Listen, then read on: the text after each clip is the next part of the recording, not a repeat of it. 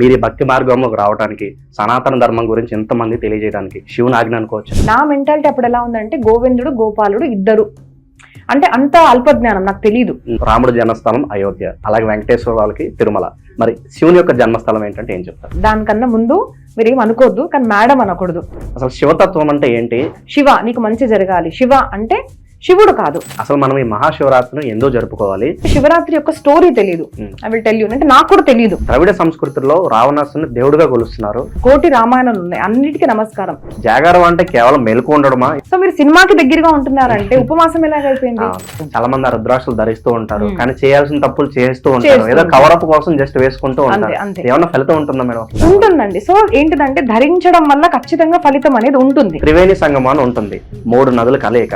ఏంటి మేడం అలా కలిసిన దానికి పవర్ ఏదన్నా ఉంటుందా? గంగే చేమునే చైవ గోదావరి సరస్వతి నర్మది సింధు కావేరి జలేస్మిన్ సన్నిధిం కురు.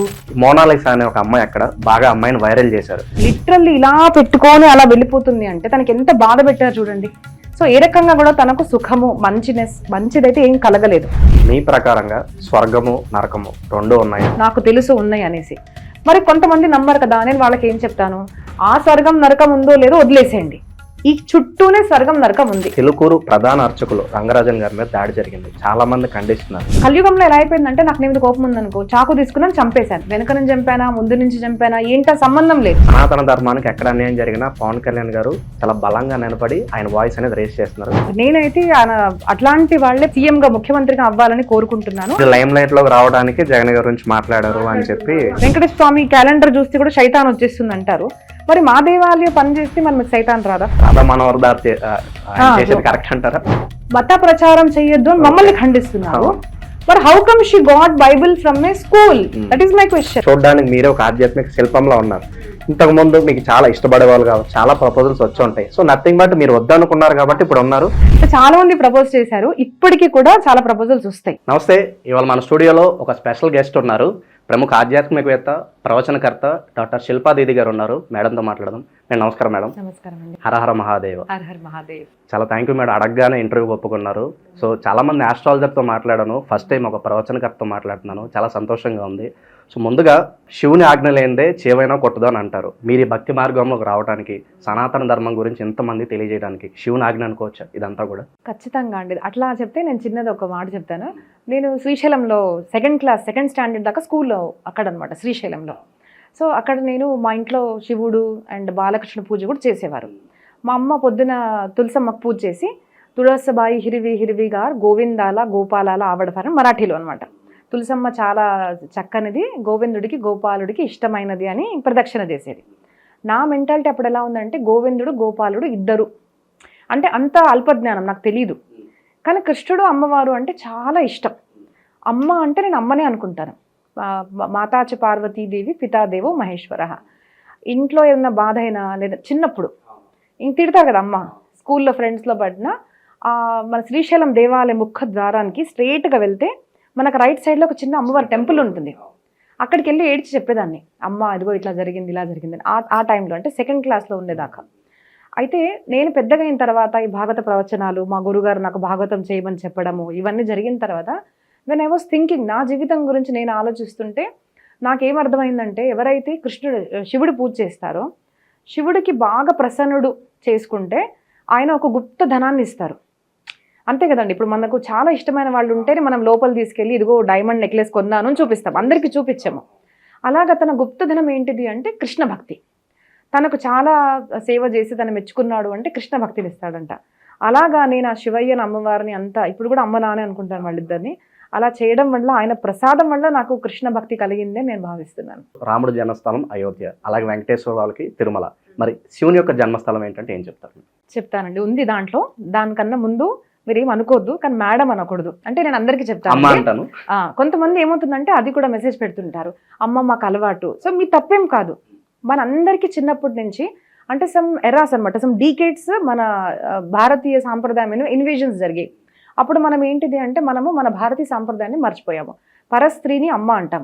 మరి కొంతమంది అమ్మ మీరు చిన్నవారు కదా అంటారు. చిన్నగా ఉన్నప్పుడు మన ఇంట్లో చిన్న పాప పుట్టింది అనుకోండి, నా తల్లి కదు అంటాం. కొడుకు పుట్టాడు అనుకోండి, మా నాన్న కదు అంటాం. ఎందుకు అలా అంటాము? మనం పరస్త్రీని లేదంటే మన పిల్లల్లో కూడా మన అమ్మ నాన్నల్ని మనం చూసుకుంటాం.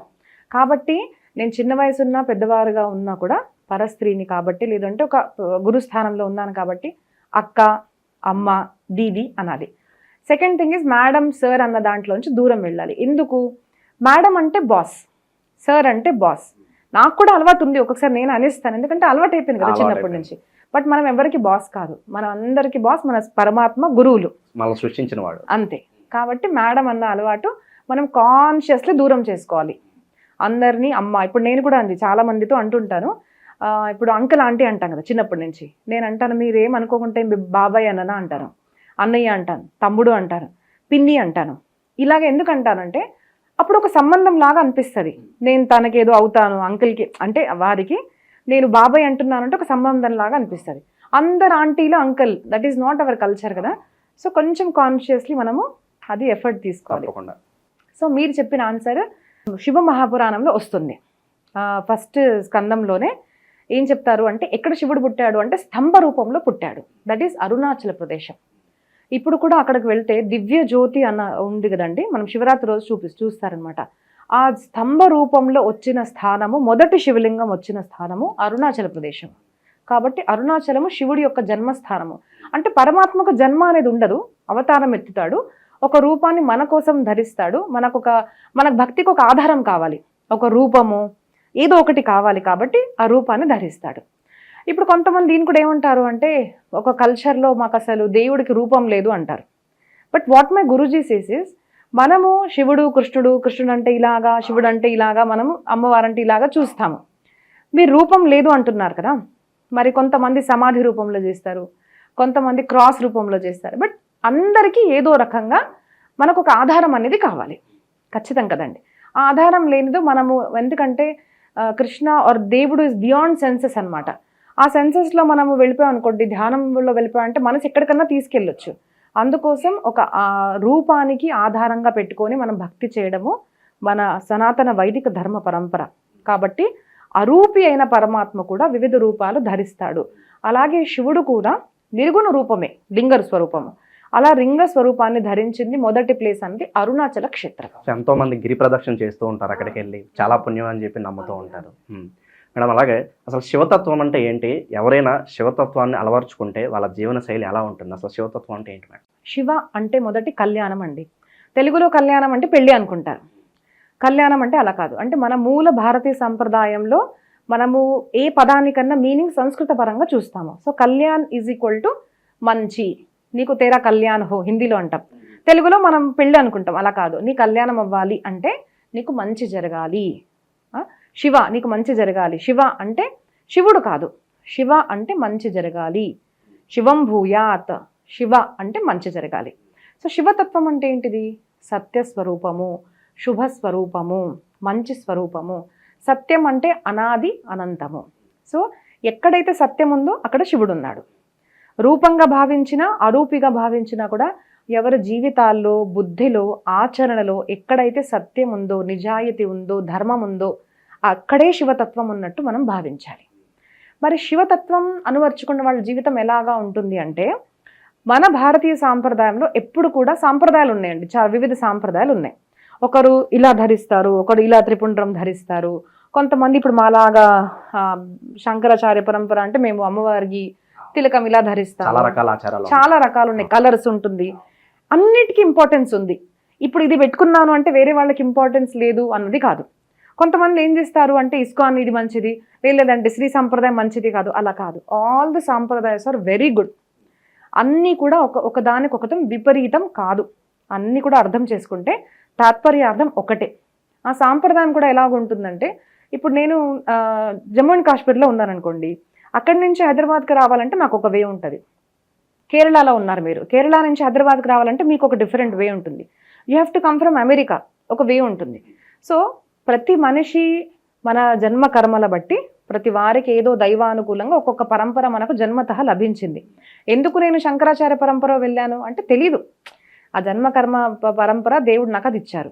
సో ఐఎమ్ ఇన్ వార్కరీ సాంప్రదాయం, శంకరాచార్య పరంపర అంటే శ్రీ సాంప్రదాయం తక్కువ అన్నది కాదు. We have to respect it. ఒక మంచి శివతత్వంలో ఉన్న మనిషి, ఒక నిజంగా శైవేట్ ఉంటే he will never ever oppose Vaishnavism. శివపురాణంలో దాదాపు 10,000 శ్లోకాలు నేను తీసిస్తానండి. శివుడు హరి, హరిహరుడు ఇద్దరు కూడా ఒకటే అనేసి. కాబట్టి నేను ఇప్పుడు భాగవతం దగ్గర తీసుకొస్తాను మీకు. శివతత్వాన్ని అనువర్చుకున్న వాళ్ళు ఎలా ఉంటారు అంటే, భాగవతం ఎందుకు చెప్తున్నారు అంటారు కాబట్టి చెప్తున్నాను ఇది. రెండు కనెక్షన్ ఉంది. ఎందుకు అంటే, ఎప్పుడు కూడా మన దగ్గర గురువులు అంటే ఈ తిలకాన్ని ధరిస్తారు, ఇలాంటి వస్త్రధారణ చేస్తారు అన్నది ఎక్కడ లేదండి. ఇప్పుడు మీరు మీరాబాయిని చూస్తే, she use to have a princess లాగా వేషం ఉండేది. తర్వాత ఆవిడ సన్యాసం లాగా మనం చూపిస్తుంటారు కానీ తీసుకున్నాను లేదా మనకు తెలియదు. ఆ వేషంలో ఉన్నా కూడా షీ యూస్ టు సింగ్ అనమాట. అంటే ఇది సినిమా పాట, మరి ఆవిడ రాసేలేదు నాకు తెలియదు కానీ నాకు చాలా ఇష్టం. బాలా మే బైరాగన హూంగి, బాలా మే బైరాగన హూంగి, कहो तो कुसुमल साड़ी रंगावा, कहो तो भगवा भीस, कहो तो मोतियन मांग भरावा, कहो छिटकावा केस, बाला मैं बैरागन हूंगी. అంటే ఆవిడ ఆవేశంలో ధరించి కూడా కృష్ణుడిని పొందారు. మనం వార్కరి సాంప్రదాయంలో వస్తే, టైలర్గా ఉన్న నామదేవ్ మహారాజ్, ఒక బిజినెస్ మ్యాన్గా ఉన్న తుకారాం మహారాజ్, ఒక వేశ్య కన్యగా ఉన్న కాన్హోపాత్ర, షీ వాజ్ డాటర్ ఆఫ్ వేశ్య అన్నమాట, చాలా మందికి తెలియదు. లేబరర్గా పనిచేసే వాళ్ళు ఇద్దరు భక్తులు, కుమ్హారుడుగా పనిచేసేవాడు గోరా కుమ్హార్. సో ఇలాగ ప్రతి సేన నావి కటింగ్ చేసేవాడు అనమాట Sena. So they never change their clothes, but they were great devotees of Panduranga. So ఏ సాంప్రదాయాన్ని మీరు చూసినా కూడా వాళ్ళు వాళ్ళ వర్ణాశ్రమ ధర్మాన్ని పాటిస్తూ అంతరంగాన్ని మార్చుకున్నారు, కానీ బాహ్య రంగాన్ని మార్చుకునే అంత అవసరం ఉండదు. తిలకధారణ ఇంపార్టెంటే, ఎందుకంటే దట్ రిమైండ్స్ అస్. మంగళసూత్రం ధరిస్తే నాకు నా భర్త, నేను ఒకరికి చెందుతాను అన్నది. అలాగే మేము తులసిమాల ధరిస్తే ఐ బిలాంగ్ టు కృష్ణ అన్నది. ఇంకోటి అంటే, ఇప్పుడు మనం అంటారు కదండి, కుక్కకు మనం బెల్ట్ వేస్తే దాన్ని ఎవరు పట్టుకెళ్ళారు, ఎందుకంటే దానికి తెలుసు మనమే ఓనర్, ఇంకా ఓనర్ అని తెలుసు, ఎవరో ఓనర్ ఉన్నారు అనేసి. అలాగా యమదూతులు కూడా తులసిమాల ధరిస్తే పట్టుకెళ్ళారంట, అలాగే రుద్రాక్షమాల ధరించిన. కాబట్టి ఇవన్నీ వేషాలు ధరిస్తారు, కానీ ఎప్పుడు కూడా భక్తుడు అంటే బాహ్య వేషం ఇలాగే ఉంటుందన్నది కాదు. మన వర్ణాశ్రమ ధర్మం పాటిస్తూ అంతరంగా మార్చిన వారు మాత్రమే భక్తులు. అయితే ఆ శివతత్వాన్ని అనువర్చుకున్న వాళ్ళు ఎలా ఉంటారు అంటే, శ్రీమద్ భాగవతంలో 3వ స్కందంలో మనకు చెప్తారండి. సుహృదః సర్వదేహినాం తితిక్షవః కారుణికాః ఇలాగ చెప్తారు. మై అనన్యేన భావేన అంటే, ఎవరైతే అనన్యంగా అంటే ఎట్లాంటి పరిస్థితి వచ్చినా కూడా నన్ను మాత్రమే ఆశ్రయిస్తాడు, అంటే పరమాత్మని మాత్రమే ఆశ్రయిస్తాడు, అలాంటి వాడు నా భక్తుడు. తితిక్షవః, హూ హ్యాస్ పేషెన్స్, ధైర్యం ఉంది. కష్టాలు రాగానే చాలామంది నాకు మెసేజ్ పెడుతుంటారు, అక్క ఇన్ని కష్టాలు, దేవుడికి అసలు ఏం కనిపించట్లేదా నా కష్టాలు అంటారు. బట్ ప్రతి మనిషికి, ప్రతి భక్తుడికి కష్టాలు వచ్చాయండి. ప్రతి భక్తుడికి జీవితంలో కష్టాలు ఉన్నాయి. అందుకోసమే భాగవతం, ప్రహ్లాద చరిత్ర చూడండి, ధ్రువ చరిత్ర చూడండి, సొంతం తల్లిదండ్రులే బాధ పెట్టారు. పాండవ చరిత్ర చూడండి, సొంతం బాబాయ్ పిల్లలు. అందుకోసం ఇవన్నీ చదవాలి. ఎన్ని కష్టాలు ఉన్నప్పటికీ కూడా నాకు నా పరమాత్మ రక్షిస్తాడు. ద్రౌపదికి అంత అవమానం జరిగినా she never left Krishna. So తితిక్షవః, ధైర్యంగా ఉండాలి.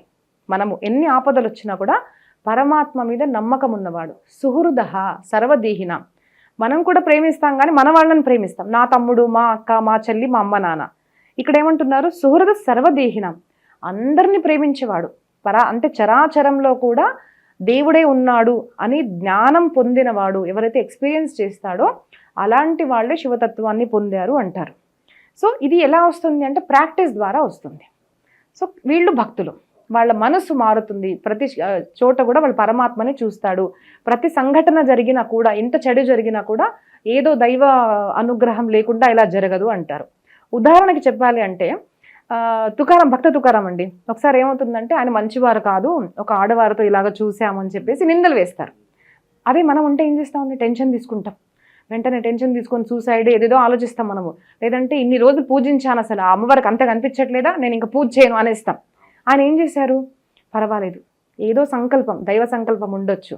అందరు వచ్చి ఆయన ఫేస్కి మొత్తం నలుపు రాసేసి డాంకీ మీద కూర్చోబెడతారు, చెప్పులు మాల వేసి. మనం ఏం చేస్తామండి, బాధపడతాం కదా. ఆయన ఆ ప్లేస్లో కూడా పాండురంగ పాండురంగ పాండురంగ అనుకుంటూ వెళ్ళాడు. వై? బికాస్ హీ నోస్, బాహ్యంగా నాకు ఇది తప్పు అనిపిస్తుంది కానీ దీంట్లో ఏదో ప్లాన్, కృష్ణాస్ ప్లాన్ ఉంది అని అనుకున్నారు. ఎలా ఉంది మరి కృష్ణాస్ ప్లాన్ అంటే అదంతా జరిగింది. తర్వాత కొంతమందికి వాళ్ళకి బాధ అనిపించింది. నిజంగా ఉంటే వాళ్ళు వ్యతిరేకిస్తారు. ఏమీ లేదు, ఎంత భక్తుడు చూడని వాళ్ళకి వాళ్ళే వచ్చి తర్వాత క్షమాపణ అడగడం అనేది జరిగింది. సో ఏది జరిగినా కూడా మనము మనలాగా చూసుకుంటాం, కానీ ఏ ఆపద ఇచ్చినా కూడా పరమాత్మ ఏదో కారణంతో ఇస్తాడు, మనకు మంచి చేయడానికి ఇస్తాడు అన్న నమ్మకం మనకు ఉండాలి. So, అంటారు కదా everything happens for a reason. Happens for a reason. And ఆ పరమాత్మ చూస్తుండగా జరుగుతుందంటే ఏంటిది? తన విష్తో జరుగుతుంది. మరి నా పరమాత్మ విష్తో జరుగుతుంది, తన కోరిక వల్ల జరుగుతుంది అంటే నేను వ్యతిరేకించేవాడిని ఎవరిని? భక్తుడు అంటే శరణాగతి అంటే ఏంటిదండి? నేను అనుకున్నట్టు జరగాలి అంటే నేను బాస్ అవుతాను, నువ్వు అనుకున్నట్టు జరగాలి అంటే ఆయన బాస్ అవుతారు. So we should decide. పరమాత్మని బాస్ అనుకుంటున్నాడు అంటే ఆయన మంచి జరిగినా చెడు చేసినా, ఎన్ని రోజులు కష్టాలు ఇచ్చినా, ఎన్ని సంవత్సరాలు కష్టాలు ఇచ్చినా కూడా ఆ పరమాత్మని వదులుకోరు. Best example is Prahlada Maharaj, Dhruva Maharaj. పాండవులు దాదాపు 13 సంవత్సరాలు, అంతేకాదండి చిన్నప్పటి నుంచి కూడా, కానీ వాళ్ళు ఎప్పుడు కృష్ణని వదలలేదు, ధర్మం వదలలేదు, కాబట్టి వాళ్ళు జయం అనేది పొందారు, సక్సెస్ఫుల్ అయ్యారు లైఫ్లో. సో ఇలాంటివి మనం గుర్తుపెట్టుకోవాలి. ఇలాగా ఏ సంఘటన జరిగినా ఆ పరమాత్మకి శరణ ఎవరైతే ఉంటారో, నమ్మి ఉంటారో, వాళ్ళే శివతత్వాన్ని పొందినట్టు. అమ్మ, మనకి మహాశివరాత్రి రాబోతుంది. అసలు మనం ఈ మహాశివరాత్రిని ఎందుకు జరుపుకోవాలి, అలాగే నేటి యువతకి అర్థమయ్యేలాగా మహాశివరాత్రి ఎలా జరుపుకోవాలి, ఉపవాసాలు ఉంటారు, జాగారాలు చేస్తారు, సో నేటి యువతకి అర్థమయ్యేలాగా అసలు మన శివరాత్రి ఎందుకు జరుపుకోవాలో మీ మాటలో వివరించండి. సో శివరాత్రి అనేసరికి నేను చిన్నప్పటి నుంచి ఇక్కడ ఏం చూస్తాను అంటే ఉమ్ము కూడా అసలు మింగరు. పొద్దున్న లేవగానే ఇల్లంతా క్లీన్ చేసుకుంటారు, పూజ చేస్తారు, గుడికి వెళ్తారు, ఆ రోజు భస్మం ధరిస్తారు, ఉపవాసం చేస్తారు, జాగరణ చేస్తారు. ఇదంతా బాగానే ఉంది. కానీ చాలా మందికి శివరాత్రి యొక్క స్టోరీ తెలియదు. I will tell you. అంటే నాకు కూడా తెలియదు, ఎంతమందికి తెలుసో నాకు తెలియదు, తెలిసిన వాళ్ళకి క్షమించాలి. బట్ నేను శివ పురాణం చదివిన తర్వాత నాకు తెలిసింది. ఎప్పుడు అంటే అసలు సంఘటన ఎలా జరుగుతుంది, ఇది మెయిన్గా మనం తెలియాలి. అసలు శివరాత్రి ఎందుకు చేసుకుంటాము, శివ ఆవిర్భావం ఎలా జరిగింది, శివభక్తి అంటే ఏంటిది. అయితే ఒకసారి ఏమవుతుందంటే బ్రహ్మ విష్ణు వీళ్ళిద్దరు గొడవ పడతారనమాట. బ్రహ్మదేవుడు ఏమనుకుంటాడు అంటే నేను గొప్పవాడిని, నేను పెద్దవాడిని, నన్ను పూజించాలి. విష్ణుమూర్తి వస్తారు, అదేంటిది అలా మాట్లాడుతున్నావు, నువ్వు నా నాభి కమలా నుంచి పుట్టావు కదా నువ్వు, మరి నేను నీకు తండ్రి, నువ్వు పెద్దవాడు ఎలా అవుతావు అంటే లేదు నేను ఒప్పుకోను, నువ్వు ప్రూవ్ చేయాలి. అయితే ఎలా ప్రూవ్ చేయాలి అనగానే అక్కడ ఏకంగా వాళ్ళిద్దరు గొడవ పడుతుంటే అక్కడ ఏదో స్తంభం లాగా సడన్గా వచ్చేస్తుంది. ఏంటిది స్తంభము అని బ్రహ్మదేవుడికి ఐడియా వస్తుంది అనమాట. సరే ఒక పని చేయి, నేను పైకి వెళ్తాను, ఈ స్తంభం యొక్క అంతాన్ని తెలుసుకుంటాను, నువ్వు కిందికి వెళ్ళు, దీని అంటే ఎక్కడ ఎండ్ అవుతుందో తెలుసుకో, అది అంతం తెలుసుకుందాం.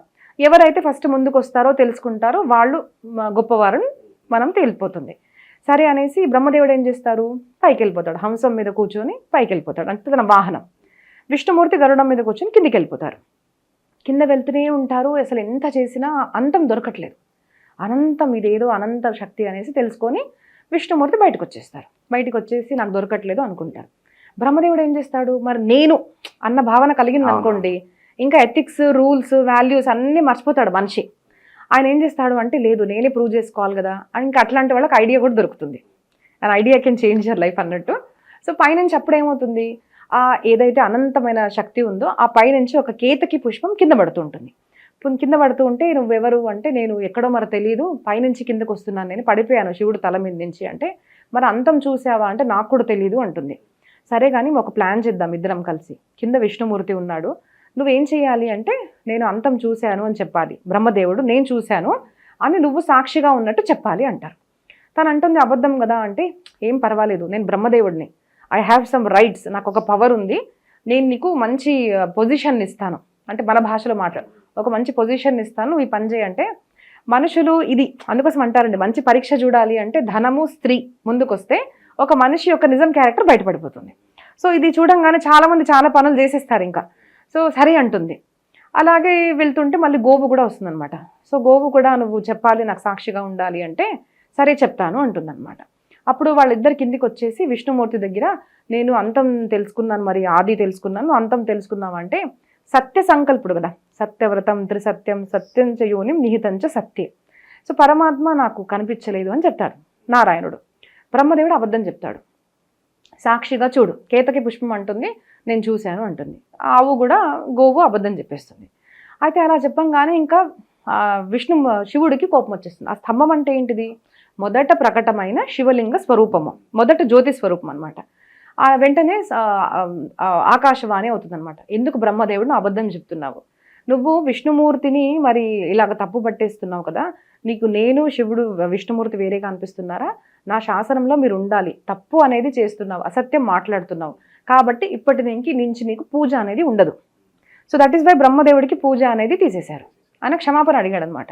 కేతకి పుష్పము నువ్వు అంటే ఎప్పుడు కేతకి పుష్పాన్ని ధరించేవాడు శివుడు, నువ్వు అబద్ధం చెప్పావు కాబట్టి ఎప్పటికీ నేను నిన్ను స్వీకరించును అంటారు. తను క్షమాపణ అడుగుతుంది. అప్పుడు అసత్యం పలికేవాడికి ఎప్పుడు కూడా దేవుడు స్వీకరించాడు. మరి క్షమాపణ అడిగాడు కదా, స్వీకరించాలి. సో నేను స్వీకరిస్తాను. ఎలాగా అంటే నా మండపాన్ని మీరు డెకరేట్ చేసుకోవచ్చు కేతకి పుష్పంతో, కానీ నా తల మీద మాత్రం మీరు కేతకి పుష్పాన్ని అర్పించకూడదు అని అంటారన్నమాట. ఆ గోవుకు కూడా అలాగే నోటితో అబద్ధం చెప్పింది కాబట్టి నోటి పూజ మనం చేయం చూడండి. మనము పృష్ఠభాగాన్ని పూజ చేస్తాం. ఎందుకు అంటే ఏ నోటిని ఏ ఇంద్రియాల్ని నీకు నేను ఇచ్చానో దాన్ని దురుపయోగం చేసుకున్నావు, నీ పవర్స్ని నీ బుద్ధిని నీ శక్తిని దురుపయోగం చేసుకున్నావు. సో అక్కడ దేవుడు పనిష్మెంట్ ఇస్తాడు. సో అసత్యం పలికేవాడు ఎంత శివరాత్రి రోజు ఉపవాసం చేసినా దేవుడి దగ్గరికి వెళ్ళినా దేవుడు మనల్ని ఎప్పుడు కూడా స్వీకరించడం మనం గుర్తుపెట్టుకోవాలి. సో వాట్ ఈస్ సత్యము? మన ఫ్యామిలీ లైఫ్లో ఒక భార్య భర్త పిల్లలు అమ్మ నాన్న జాబ్ ఎక్కడికి వెళ్ళినా కూడా మనం ఏం చేస్తామండి? స్వార్థం ఉంది అంటే అక్కడ అబద్ధం పని చేస్తాం. మన భార్యకి మనం చీటింగ్ చేస్తాం, లేదంటే భార్య భర్తకు చీటింగ్ చేస్తుంది. ఇప్పుడు నేను ఒక ఫ్యామిలీ చూశానండి, ఆ చీటింగ్ చేసుకుంటూ ఆ మనిషి పట్టుకున్నాడు, వెళ్ళిపోయింది ఆమె. ఆ పిల్లల గురించి కూడా పట్టుకోకుండా వెళ్ళిపోయింది. ఎంత బాధ అండి ఒకరికి. సో మీరు కనిపించే సృష్టికే మీరు లాయల్గా లేకుంటే మీరు ఎంత గుడికి వెళ్ళినా దేవుడు ఎట్లా మీకు యాక్సెప్ట్ చేస్తాడు? సో నిజంగా సత్యాన్నే మీ జీవితంలో ఆచరిస్తే that is the best puja of Shiva. చేయాలి, శివలింగ పూజ చేయాలి, అన్నీ చేయాలి. కానీ అన్ని చేసి సత్యం లేదనుకోండి, ఇట్ ఈస్ ఆల్ వేస్ట్. మనల్ని మనం మోసం చేసుకోకూడదు, ట్రూగా ఉండాలి అంటారు. అంతే. సొసైటీలో ఫ్యామిలీలో మన ఫ్యామిలీలో, ఎందుకంటే పరమాత్మ కనిపించడు కదండి. ఇప్పుడు మీరు నాకు కనిపిస్తున్నారు అంటారు కదా. మీరు మహాభారతం కనుక చూస్తే ఒక వైశ్యుడికి మొత్తం త్రికాల జ్ఞానం ఉంటుంది. నీకు ఎలా ఉంది త్రికాల జ్ఞానం అంటే ఆయన అంటాడు నేను చేసింది ఒకటే, ప్రతి కస్టమర్ నా దగ్గర వచ్చేవాడు ఎవరైతే గిరాయకుడు షాప్లో వస్తారో నేను తన్ని పరమాత్మ అనుకున్నాను. 1 రూపీ మర్చిపోయినా, అమ్మ మీరు 1 రూపీ మర్చిపోయింది, మీరు ఫోన్ మర్చిపోయారు. కొంతమంది చూడండి కోవిడ్లో 500 చేంజ్ కావాలి అంటే 300 తీసుకొని 200 ఇచ్చేవారు. మోసాలు చేశారు ఇలాగా. సో అది పరమాత్మ కదా, నేను తప్పు చేయకూడదు, అబద్ధం చేయకూడదు, కరెక్ట్ తులాభారం తులా ఇవ్వాలి.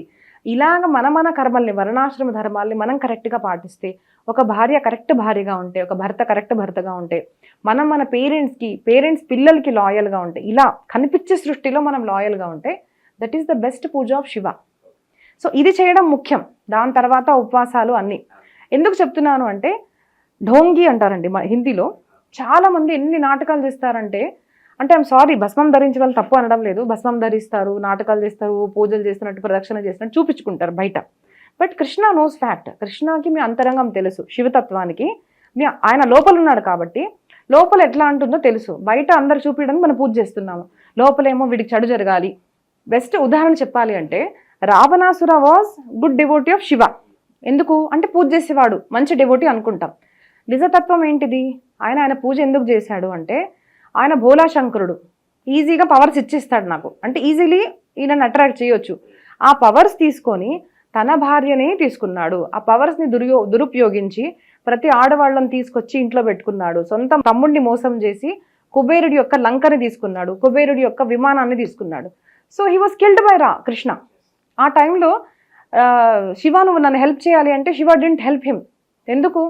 ఎందుకంటే నువ్వు బాహ్యంగా నాకు ఎన్ని పూజలు చేసినా ఏం అర్పించుకున్నా కూడా నువ్వు సత్యాన్ని ఆచరించుకుంటే ఒకరోజు నాశనం అవుతావు. ఆయన పేరు చాలా అయింది, ప్రఖ్యాతి అయింది, పెద్ద రాజు అనుకున్నాడు, గ్రహాలు కూడా భయపడ్డారు. కానీ ఒకరోజు అంతం జరిగింది కదండి, దుర్మరణం చెందాడు. కాబట్టి ఎప్పటికైనా నిజమైన భక్తి అంటే సత్య ఆచరణ. మానసికంగా మనము అందరికీ లాయల్గా ఉండడము, నిజాయితీగా ఉండడము, సత్యాన్ని ఆచరించడమే నిజమైన శివ పూజ. అమ్మ మనం ఇప్పుడు రావణాసుని గురించి మాట్లాడుకున్నాం. ద్రవిడ సంస్కృతిలో రావణాసుని దేవుడిగా కొలుస్తున్నారు, ఆయనకు పూజలు చేస్తున్నారు. మరి అది ఎంతవరకు కరెక్ట్ అంటారు? దాని గురించి ఏమంటారు? ఇప్పుడు ఏమంటే కొత్త ఫ్యాషన్స్ అనమాట. ఏంటిది అంటే నామస్మరణ చేయండి అంటే ఓల్డ్ ఫ్యాషన్ అంటారు. పేరు కూడా శివ అని పెట్టండి అంటే no we want some new name అంటారు. అంటే తాత్పర్యం లేనిది, అర్థం లేనిది ఇట్లాంటివన్నీ చేస్తున్నారు. చాలా మంది చెప్తుంటారు అన్నమాట, ఎందుకు రావణాసురుడిని మీరు కాలుస్తారు, అంత ద్వేషమా అంటారు. మేము రావణాసురుడిని కాల్చట్లేదు, ఆ తత్వాన్ని కాలుస్తున్నాము. అమ్మ మీరు ఎట్లా చెప్తున్నారు ఏంటిది, అసలు ఆడవాళ్ళు అందరూ వాళ్ళ ఇష్టంతో రావణాసురుడి దగ్గరికి వచ్చారు అంటే నేనే కన్ఫ్యూజ్ అయ్యాను. అదేంటిది ఇంత కాన్ఫిడెన్స్గా చెప్తున్నారంటే మళ్ళీ రామాయణం తీసి మళ్ళీ చదివాను నేను. అందరినీ ఇప్పుడు ఎవరింటికి వెళ్ళినా కూడా నాకు మీ చెల్లి నచ్చింది నేను తీసుకెళ్తా అంటే మీరు ఆగుతారా? కోపం వస్తుంది మనకు. కానీ ఒక మంత్రి అనుకోండి, మనం ఏం అనలేం, భయం వేస్తుంది, ఎత్తుకొని వెళ్ళిపోతారు. ఇట్లాంటి సంఘటనలు జరుగుతాయి.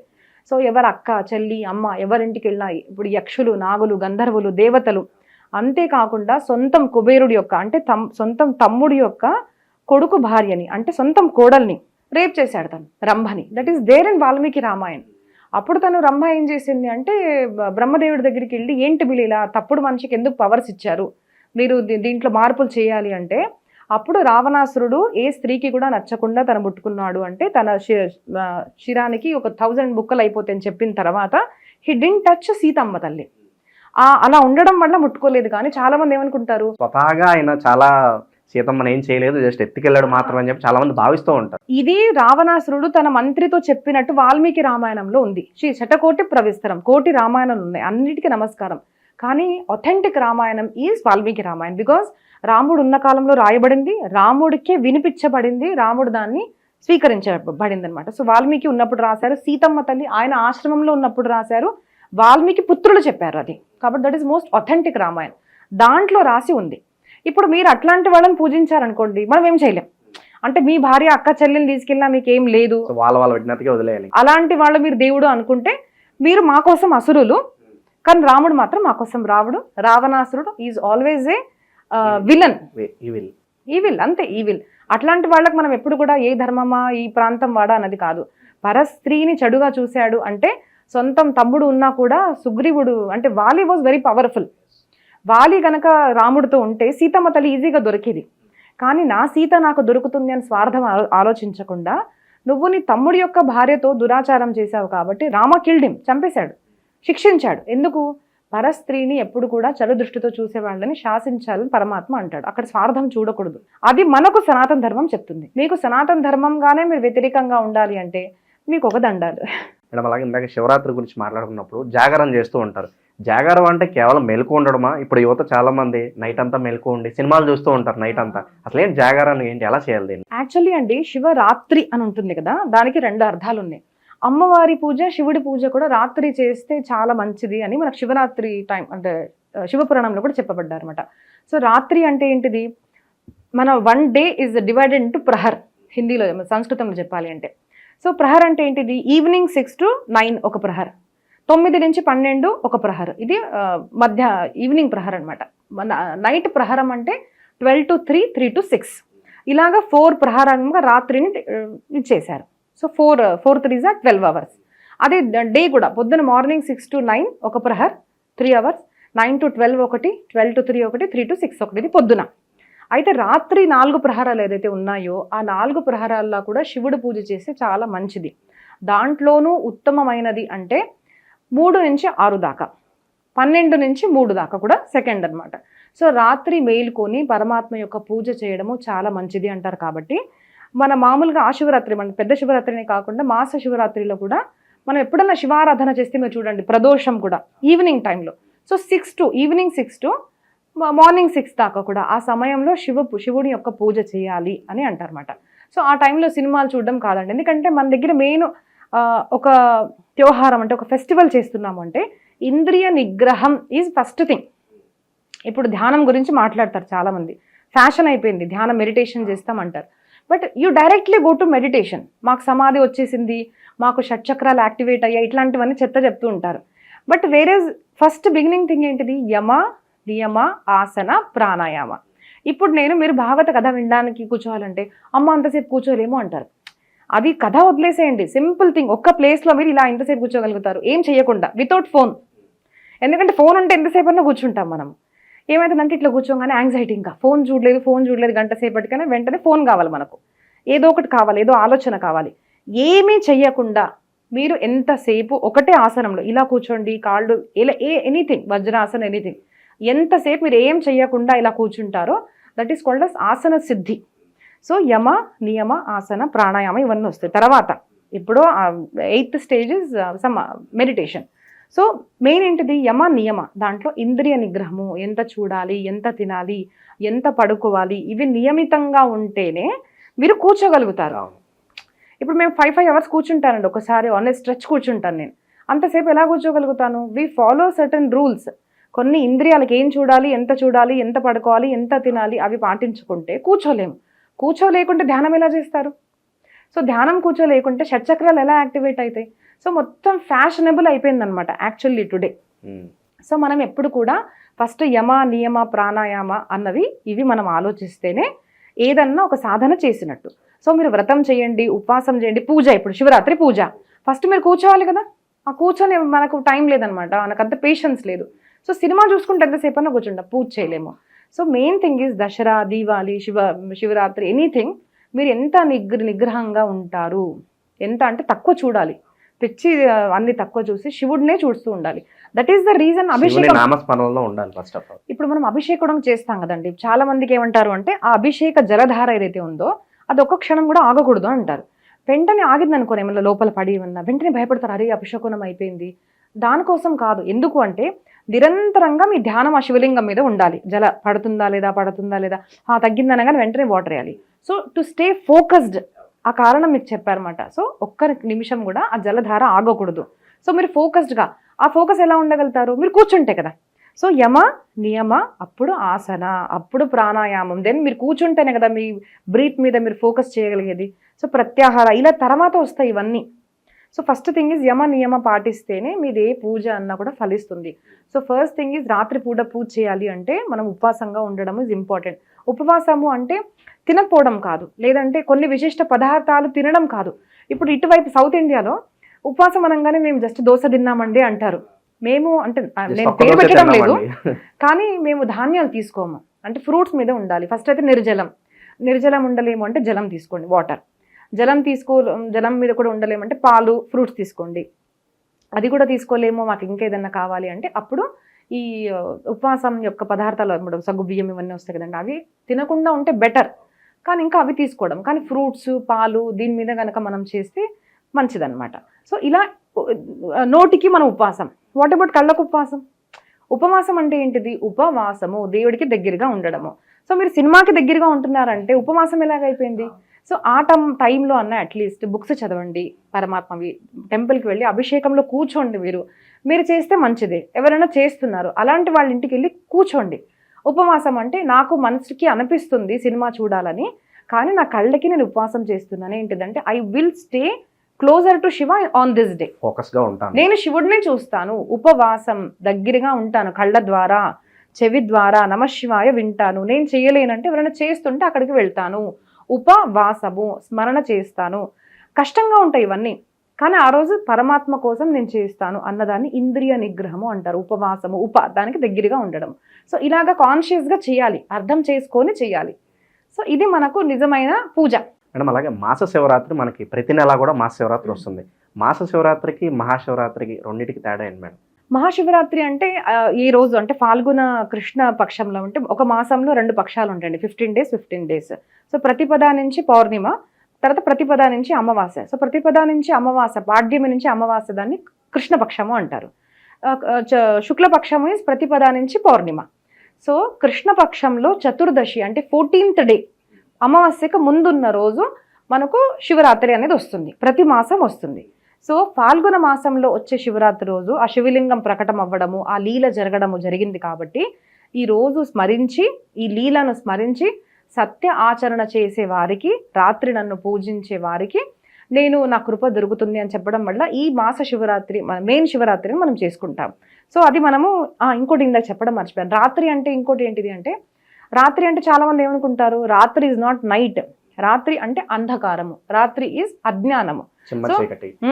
సో అజ్ఞాన అంధకారాన్ని దూరం చేసేది ఏదైతే ఉందో ఆ శివతత్వాన్ని మనం పూజించాలి, ఆ శక్తి స్వరూపాన్ని మనం పూజించాలి. కాబట్టి మీరు చూడండి, కృష్ణుడి పూజ కూడా మనం రాత్రే వచ్చాడు, శివుడు కూడా రాత్రి పూట, అమ్మవారి నవరాత్రుల్లో కూడా మనం రాత్రి జాగరణ అనేది చేస్తామన్నమాట.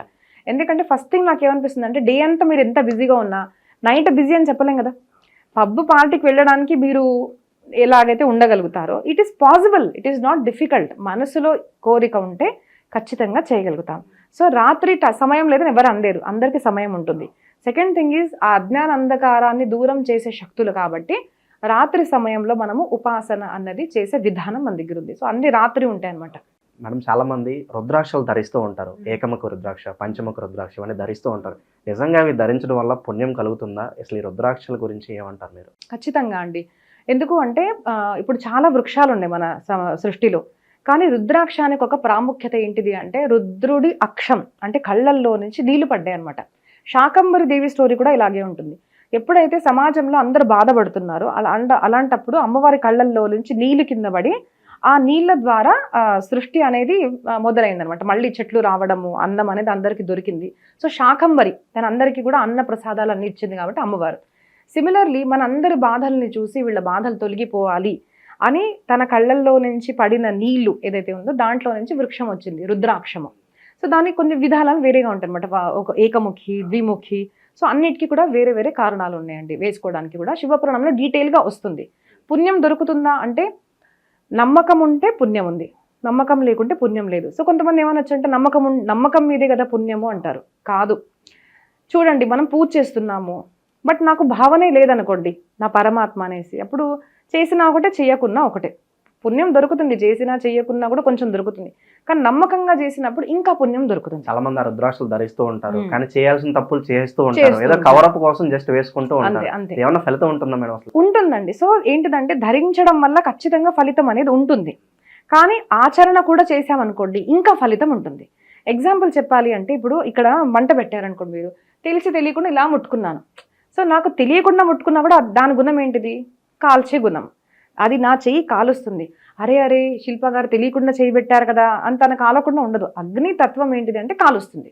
మీరు కావాలని చేయబెట్టండి, తెలియకుండా చేయబెట్టండి.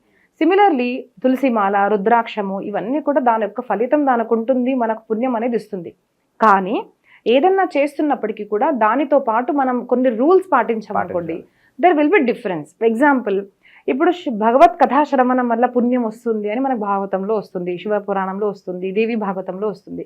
సో కొంతమంది ఏమంటారు అంటే అంతేనా, ఇంకా వినంగానే మొత్తం పుణ్యం వచ్చేస్తుందా? సో మేము అన్ని పాపాచరణ చేసి కూడా, ఇప్పుడు నిన్న ఎవరో క్వశ్చన్ కింద పెట్టారన్నమాట ఒక రీల్లో, అన్ని పాపాలు చేసుకుంటూ కుంభమేళ స్నానం చేస్తే పాపాలు పోతాయా అంటారు. సో అండి, స్నానం చేస్తే పాపాలు పోతాయి, కానీ అర్థం చేసుకొని చేస్తే పూర్ణ పాపాలు పోతాయి. ఎలాగా అంటే నాకు తెలిసి తెలియకుండా పాపం చేశాను, కానీ ఇప్పుడు నాకు తెలుసు పాపం ఏంటి పుణ్యం ఏంటి తెలుసు, నేను ఒక మనిషిని, నేను తెలుసుకోగలుగుతాను, ధర్మం ఏంటి అధర్మం ఏంటిది లా తెలుసుకుంటాను. ఇప్పుడు నేను స్నానం చేసి ఇవన్నీ వదిలేసుకుంటాను. సింపుల్ గా నేను మళ్ళీ నా లైఫ్ నేను రీస్టార్ట్ చేయను అని సంకల్పబద్ధంగా ఉన్నప్పుడు అక్కడ చుట్టూ ఉన్న శక్తులు కూడా అబ్జర్వ్ చేస్తే కదండి, అప్పుడు మన జీవితం మారిపోతుంది. సో రుద్రాక్ష వేసుకున్న ఫలితం ఉంటుంది, కానీ దాంతోపాటు కొన్ని నియమాలు మనం పాటించాలి. అలాగే భాగవతంలో కూడా ఒక శ్లోకం వస్తుందండి, రసం ముహురహో రసిక భువి భావుకాహ అని అంటారన్నమాట. సో మాటి మాటికి వినండి, ఇది ఏమంటారు దీన్ని ఔషధం అంటారన్నమాట. ఏంటిది కథని. సో ఔషధం అంటే ఏంటిదండి, ఇప్పుడు మనం ఏదైనా మెడిసిన్ వేసుకున్నాం, డాక్టర్ ఏం చెప్తారు, కొన్ని తినండి కొన్ని తినకూడదు, డూస్ అండ్ డోంట్స్ చెప్తారు. నేను డాక్టర్ షుగర్ తినొద్దన్నారు, నేనైతే షుగర్ బాగా తింటాను కానీ మెడిసిన్ వేసుకుంటున్నాను కదా అంటే డిఫరెన్స్ ఉంటుందా? ఉండదు. సిమిలర్లీ మీరు ఆధ్యాత్మికంగా కూడా కొన్ని రూల్స్ పాటిస్తున్నారు. ఇప్పుడు తిలక ధారణ చేశాను, మాల వేసుకున్నాను, నేను ఇవన్నీ వేసుకుంటాను కానీ నేను మాత్రం ఏం ఫాలో చేయను అంటే కుదురుతుందా? We have to follow certain rules. అది చేసినప్పుడు ఇంకా బలంగా ఇంకా తొందరగా మార్పు అనేది వస్తుంది. సో డూస్ అండ్ డోంట్స్తో పాటు ఆ ఆచరణ అనేది మనం చేయాలి. That is important. Madam, Maha Kumbh Mela 144 ఒక్కసారి వచ్చే పెద్ద ఈవెంట్, రిలీజియస్ గ్యాదరింగ్, కోట్ల మంది హాజరవుతున్నారు. ఇక్కడ త్రివేణి సంగమం అని ఉంటుంది, 3 నదులు కలయిక. ఏంటి మేడం అలా కలిసిన దానికి పవర్ ఏదన్నా ఉంటుందా? అందరూ కూడా అక్కడికి వెళ్ళి ప్రత్యేకంగా దాన్ని చూడడానికి ఎందుకంత ఇష్టపడుతున్నారు? దానికున్న స్టోరీ ఏదన్నా ఉందా? ఖచ్చితంగా ఉంది అండి. ఎందుకంటే ఫస్ట్ అయితే మనం ఏ పుణ్యకారం చేస్తున్నాం, మామూలుగా స్నానం చేస్తున్నా కూడా గంగే ఇచేమున ఇచైవ గోదావరి సరస్వతి నర్మది సింధు కావేరి జలేస్మిన్ సన్నిధిం కురు, ఇలా స్మరణ చేసి, ఇప్పుడు హైదరాబాద్లో ఉన్నాను, ఇక్కడ గంగా నది ప్రసక్తే లేదు, కానీ స్నానం చేస్తున్నప్పుడు గంగే యమునే చైవ గోదావరి సరస్వతి నర్మదా సింధు కావేరి అంటే ఉత్తరం నుంచి దక్షిణం దాకా అన్ని నదులు స్మరించి, ఇవన్నీ నదులు దీంట్లో వచ్చి నేను దీంట్లో స్నానం చేస్తున్నాను అని భావించి స్నానం చేస్తే కూడా పుణ్యక్షేత్ర ఫలం అంటే పుణ్య నదిల్లో స్నానం చేసిన ఫలం మనకు రోజు దొరుకుతుంది కేవలం స్మరణం వల్ల. సో డైరెక్ట్లీ స్నానం చేస్తే ఖచ్చితంగా ఫలితం అనేది ఉంటుంది, ఎందుకంటే సాక్షాత్తు గంగా నది. అండ్ దాని డివినిటీ, దాని సైంటిఫిక్ రీజన్స్ కూడా అందరికీ తెలుసు. దానిలో ఉన్న ఔషధీయ గుణాలు ఏ ఒక్క నది కూడా మనకు పృథ్వీ మీద లేదు, ఔషధీయ గుణాలు కూడా ఉన్నాయి. It is divine, it is holy Ganga నది అని తెలుసు మనకు. ఆధ్యాత్మిక రీజన్స్ ఉన్నాయి, సైంటిఫిక్ రీజన్స్ కూడా ఉన్నాయి. సో గంగా నది, యమునా నది నల్లగా ఉంటుంది, రిమైండ్స్ ఆఫ్ కృష్ణ. సో ఆ రెండు నది కలయిక. జ్ఞాన స్వరూపంగా సరస్వతి. సరస్వతి నది మనకు బద్రీనాథ్లో ఉత్తర ద్వారంలో నుంచి ప్రకటమైనట్టు మనకు మహాభారతంలో కూడా ఏ నది ఎక్కడి నుంచి ప్రకటమైంది, ఆ ప్రవాహం ఎలా ఉంది అని కూడా మొత్తం జాగ్రఫికల్గా డిస్క్రైబ్ చేశారండి. సో చాలా మంది దీన్ని కల్పితం అనుకుంటారు, బట్ నాట్ కల్పితం. రీసెంట్లీ నాసా కూడా మనకు అంటే వాటర్ బాడీ అంటారు కదండి, అక్కడ నుంచి పాస్ అయిందంటే అదొక ప్రింట్ అనేది, ఇంప్రింట్ అనేది ఉంటుంది. ఆ ఇంప్రింట్స్ సరస్వతి నదివి ఉన్నవి కూడా మనకు కొన్ని శాటిలైట్ వ్యూస్ అనేవి మనకు చూపించారు. సో సరస్వతి నది ఈజ్ దేర్. ఇప్పటికీ కూడా కొంతమంది చూడండి, దాంట్లో ఇప్పుడు ఒక తెల్లగా ఒకటి నల్లగా వచ్చి ఒక దగ్గర బుడదలు ఇట్లా వస్తుంటాయి అనమాట. సో ఆ మూడు కలయిక నది అక్కడ ఉంది. సో నదిలో స్నానం చేసి మహాత్మ్యం ఉంది. దాంట్లోనూ 3 నదులు ఒకటే దగ్గర దొరికితే ఇంకా ఎంత మంచిది, సింపుల్ కదా. సో ఖచ్చితంగా మహాత్మ్యం ఉంది. తర్వాత అక్కడ ఎందుకు అంటే ప్రయాగ, అక్కడ ఎన్నో సహస్ర యాగాలు చేశారండి, సమ్ థౌజండ్స్ ఆఫ్ యాగాస్ అక్కడ చేశారు కాబట్టి ఆ దివ్యమైన క్షేత్రాన్ని ప్రయాగము అని పేరు వచ్చిందనమాట దానికి. సో అక్కడ సరస్వతి, అప్పుడు అక్కడ దాకానే అసలు గంగా. దాని తర్వాత వారాణసిలో ఇస్ నాట్ రియల్ గంగా, ఎందుకంటే వారాణసికి వెళ్ళే గంగా కూడా ఈ ముగ్గురు కలయికనే వెళ్ళింది.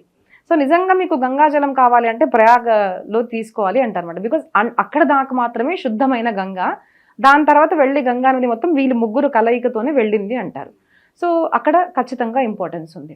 సో అక్కడ ఇంకో ఇంపార్టెన్స్ కూడా ప్రయాగ క్షేత్రంలో ఏంటిది అంటే, మన భారతదేశంలో అండి ప్రయాగ అని కాదు, కాశీ, గంగా, మథుర, శృంగేరి ఇవన్నీ మీరు కూడా చూస్తే పదే పదే తీర్థ. మనము ఏ ప్రాంతానికల్లా వెళ్ళండి, అక్కడ చెప్తారు అమ్మ ఇక్కడ రాములు వారు వచ్చారండి, ఇక్కడ అప్పుడు ఇలా జరిగిందని చెప్తారు. మీరు ఏ ప్రాంతానికల్లా వెళ్ళండి, ఎక్కడో చోట పాండవులు శివుడు స్థాపించినట్టు, ఎక్కడో ఒక దివ్య కుండం ఉన్నట్టు, ఎవరో ఒక ఋషి అక్కడ తపశ్చర్య చేసినట్టు, సంపూర్ణ భారతదేశము తీర్థస్థానం అండి అన్నీ కూడా. కానీ ఈ ప్రయాగ్, కాశీ అన్నవి మాత్రం మొత్తం సంపూర్ణ సృష్టి కూడా లయమైనప్పుడు ఈ రెండు లయం కావు అని శివపురాణం చెప్తుంది. మరి భాగవత పురాణము అంటే వైష్ణవ సాంప్రదాయంలో కూడా మన బృందావనం కూడా మునగదు అని చెప్తారన్నమాట. సో అన్నీ కూడా ఇవి తీర్థక్షేత్రాలు, చాలా దివ్యమైనవి. సో దెర్ ఈజ్ ఇంపార్టెన్స్, అక్కడ స్నానం చేయడానికి చాలా మహాత్మ్యం ఉంది. వెళ్ళాలనుకున్న వాళ్ళు వెళ్తున్నారు, కొంతమంది వెళ్ళలేరు. వెళ్ళలేని వారు ఏం చేస్తున్నారంటే, కొంచెం మీరు వెళ్ళారు కదా అక్కడి నుంచి మాకు ఒక బాటిల్ వాటర్ తీసుకురండి, సో మేము జల్లుకున్నా కూడా మా పుణ్యం అంటారు. అక్కడ వెళ్ళి స్నానం చేసినా ఒకటే పుణ్యం, మరి అది జల్లుకున్నా ఒకటే పుణ్యం అంటారా? మరి రెండింటికి కూడా ఖచ్చితంగా అండి. ఇప్పుడు చూడండి, మన దగ్గర ఏదైనా చేయాలి అంటే ఇప్పుడు ఆర్థిక బలం కూడా ఉండాలి. ఇప్పుడు కొంతమంది వెళ్ళాలి అంటే ఆలోచిస్తారు, కొన్ని కారణాల వల్ల వెళ్ళలేరు. మరి ఇంట్లో ఇప్పుడు టికెట్స్ కూడా అంతా ఉన్నాయి, కొంతమంది టైం కూడా లేదు, ఇంట్లో పనులు ఉంది, వెళ్ళలేము. అప్పుడు ఏం చేయాలి అంటే, మన శాస్త్రాలు బాగా డెప్త్గా చదివితే ఇంత మంచి శాస్త్రాలు మీకు ఇక్కడ దొరకవండి. ఎప్పుడు కూడా నువ్వు వెళ్ళలేదా, మీ నాన్నగారు వెళ్ళారా, మరి నీకు పుణ్యం రాదు అనరు. మీ నాన్నగారు వెళ్ళి మీ అమ్మగారి మీద, మీది, మీ అక్క, చెల్లి, మీ భార్య అందరికీ నాకు మంచి చేయి స్వామి అని ఆయన మునిగినా కూడా మీ అందరికీ పుణ్యం, అందరికీ బాగుంటుంది. ఇప్పుడు మనం దేవాలయంకి వెళ్తామండి, మనం గోత్రం చెప్తాం. ఇప్పుడు నేనేం చేస్తాను అంటే, మా అమ్మ నాన్న పేరు, నా పేరు చెప్పేస్తాను. అంటే మా తమ్ముడికి రాదా? తమ్ముడు, మరదలు, పిల్లలు, మా ఫ్యామిలీ అందరికి వచ్చేస్తుంది. ఎందుకంటే సగోత్రియులు అందరికీ కూడా వస్తుందన్నమాట.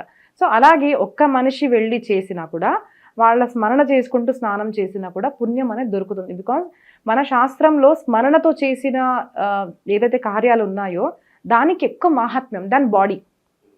ఎందుకంటే శరీరంగా అందరు చేయలేరు, కానీ ఇప్పుడు హరి స్మరణ చేసుకుంటాం మనం, ఎంత పుణ్యం చెప్పండి. హరి ఇక్కడ లేడు, కానీ స్మరించుకోవడం వల్ల కూడా ఆయన ప్రకటమయ్యే శక్తి ఆ స్మరణలో ఉంటుంది. కాబట్టి స్మరణతో చేసేదానికి ఖచ్చితంగా ఫలితం ఉంటుంది. గత కొంతకాలంగా మోనాలిసా అనే ఒక అమ్మాయి అక్కడ బాగా అమ్మాయిని వైరల్ చేశారు. పుణ్యస్నానాలు చేశారండి అంటే పూసల అమ్మాయి ఒక అమ్మాయిని, ఆ అమ్మాయి బిజినెస్ దాని పరంగా తను ఏదో చేసుకుంటుంది, వైరల్ చేశారు. ఒక కోణంలో చూస్తే ఈ క్రియేటర్స్ కావచ్చు, యూట్యూబర్స్ కావచ్చు, వాళ్ళ స్వార్థం కోసం, వాళ్ళ ఫుటేజ్ కోసం ఏదో వైరల్ చేశారు.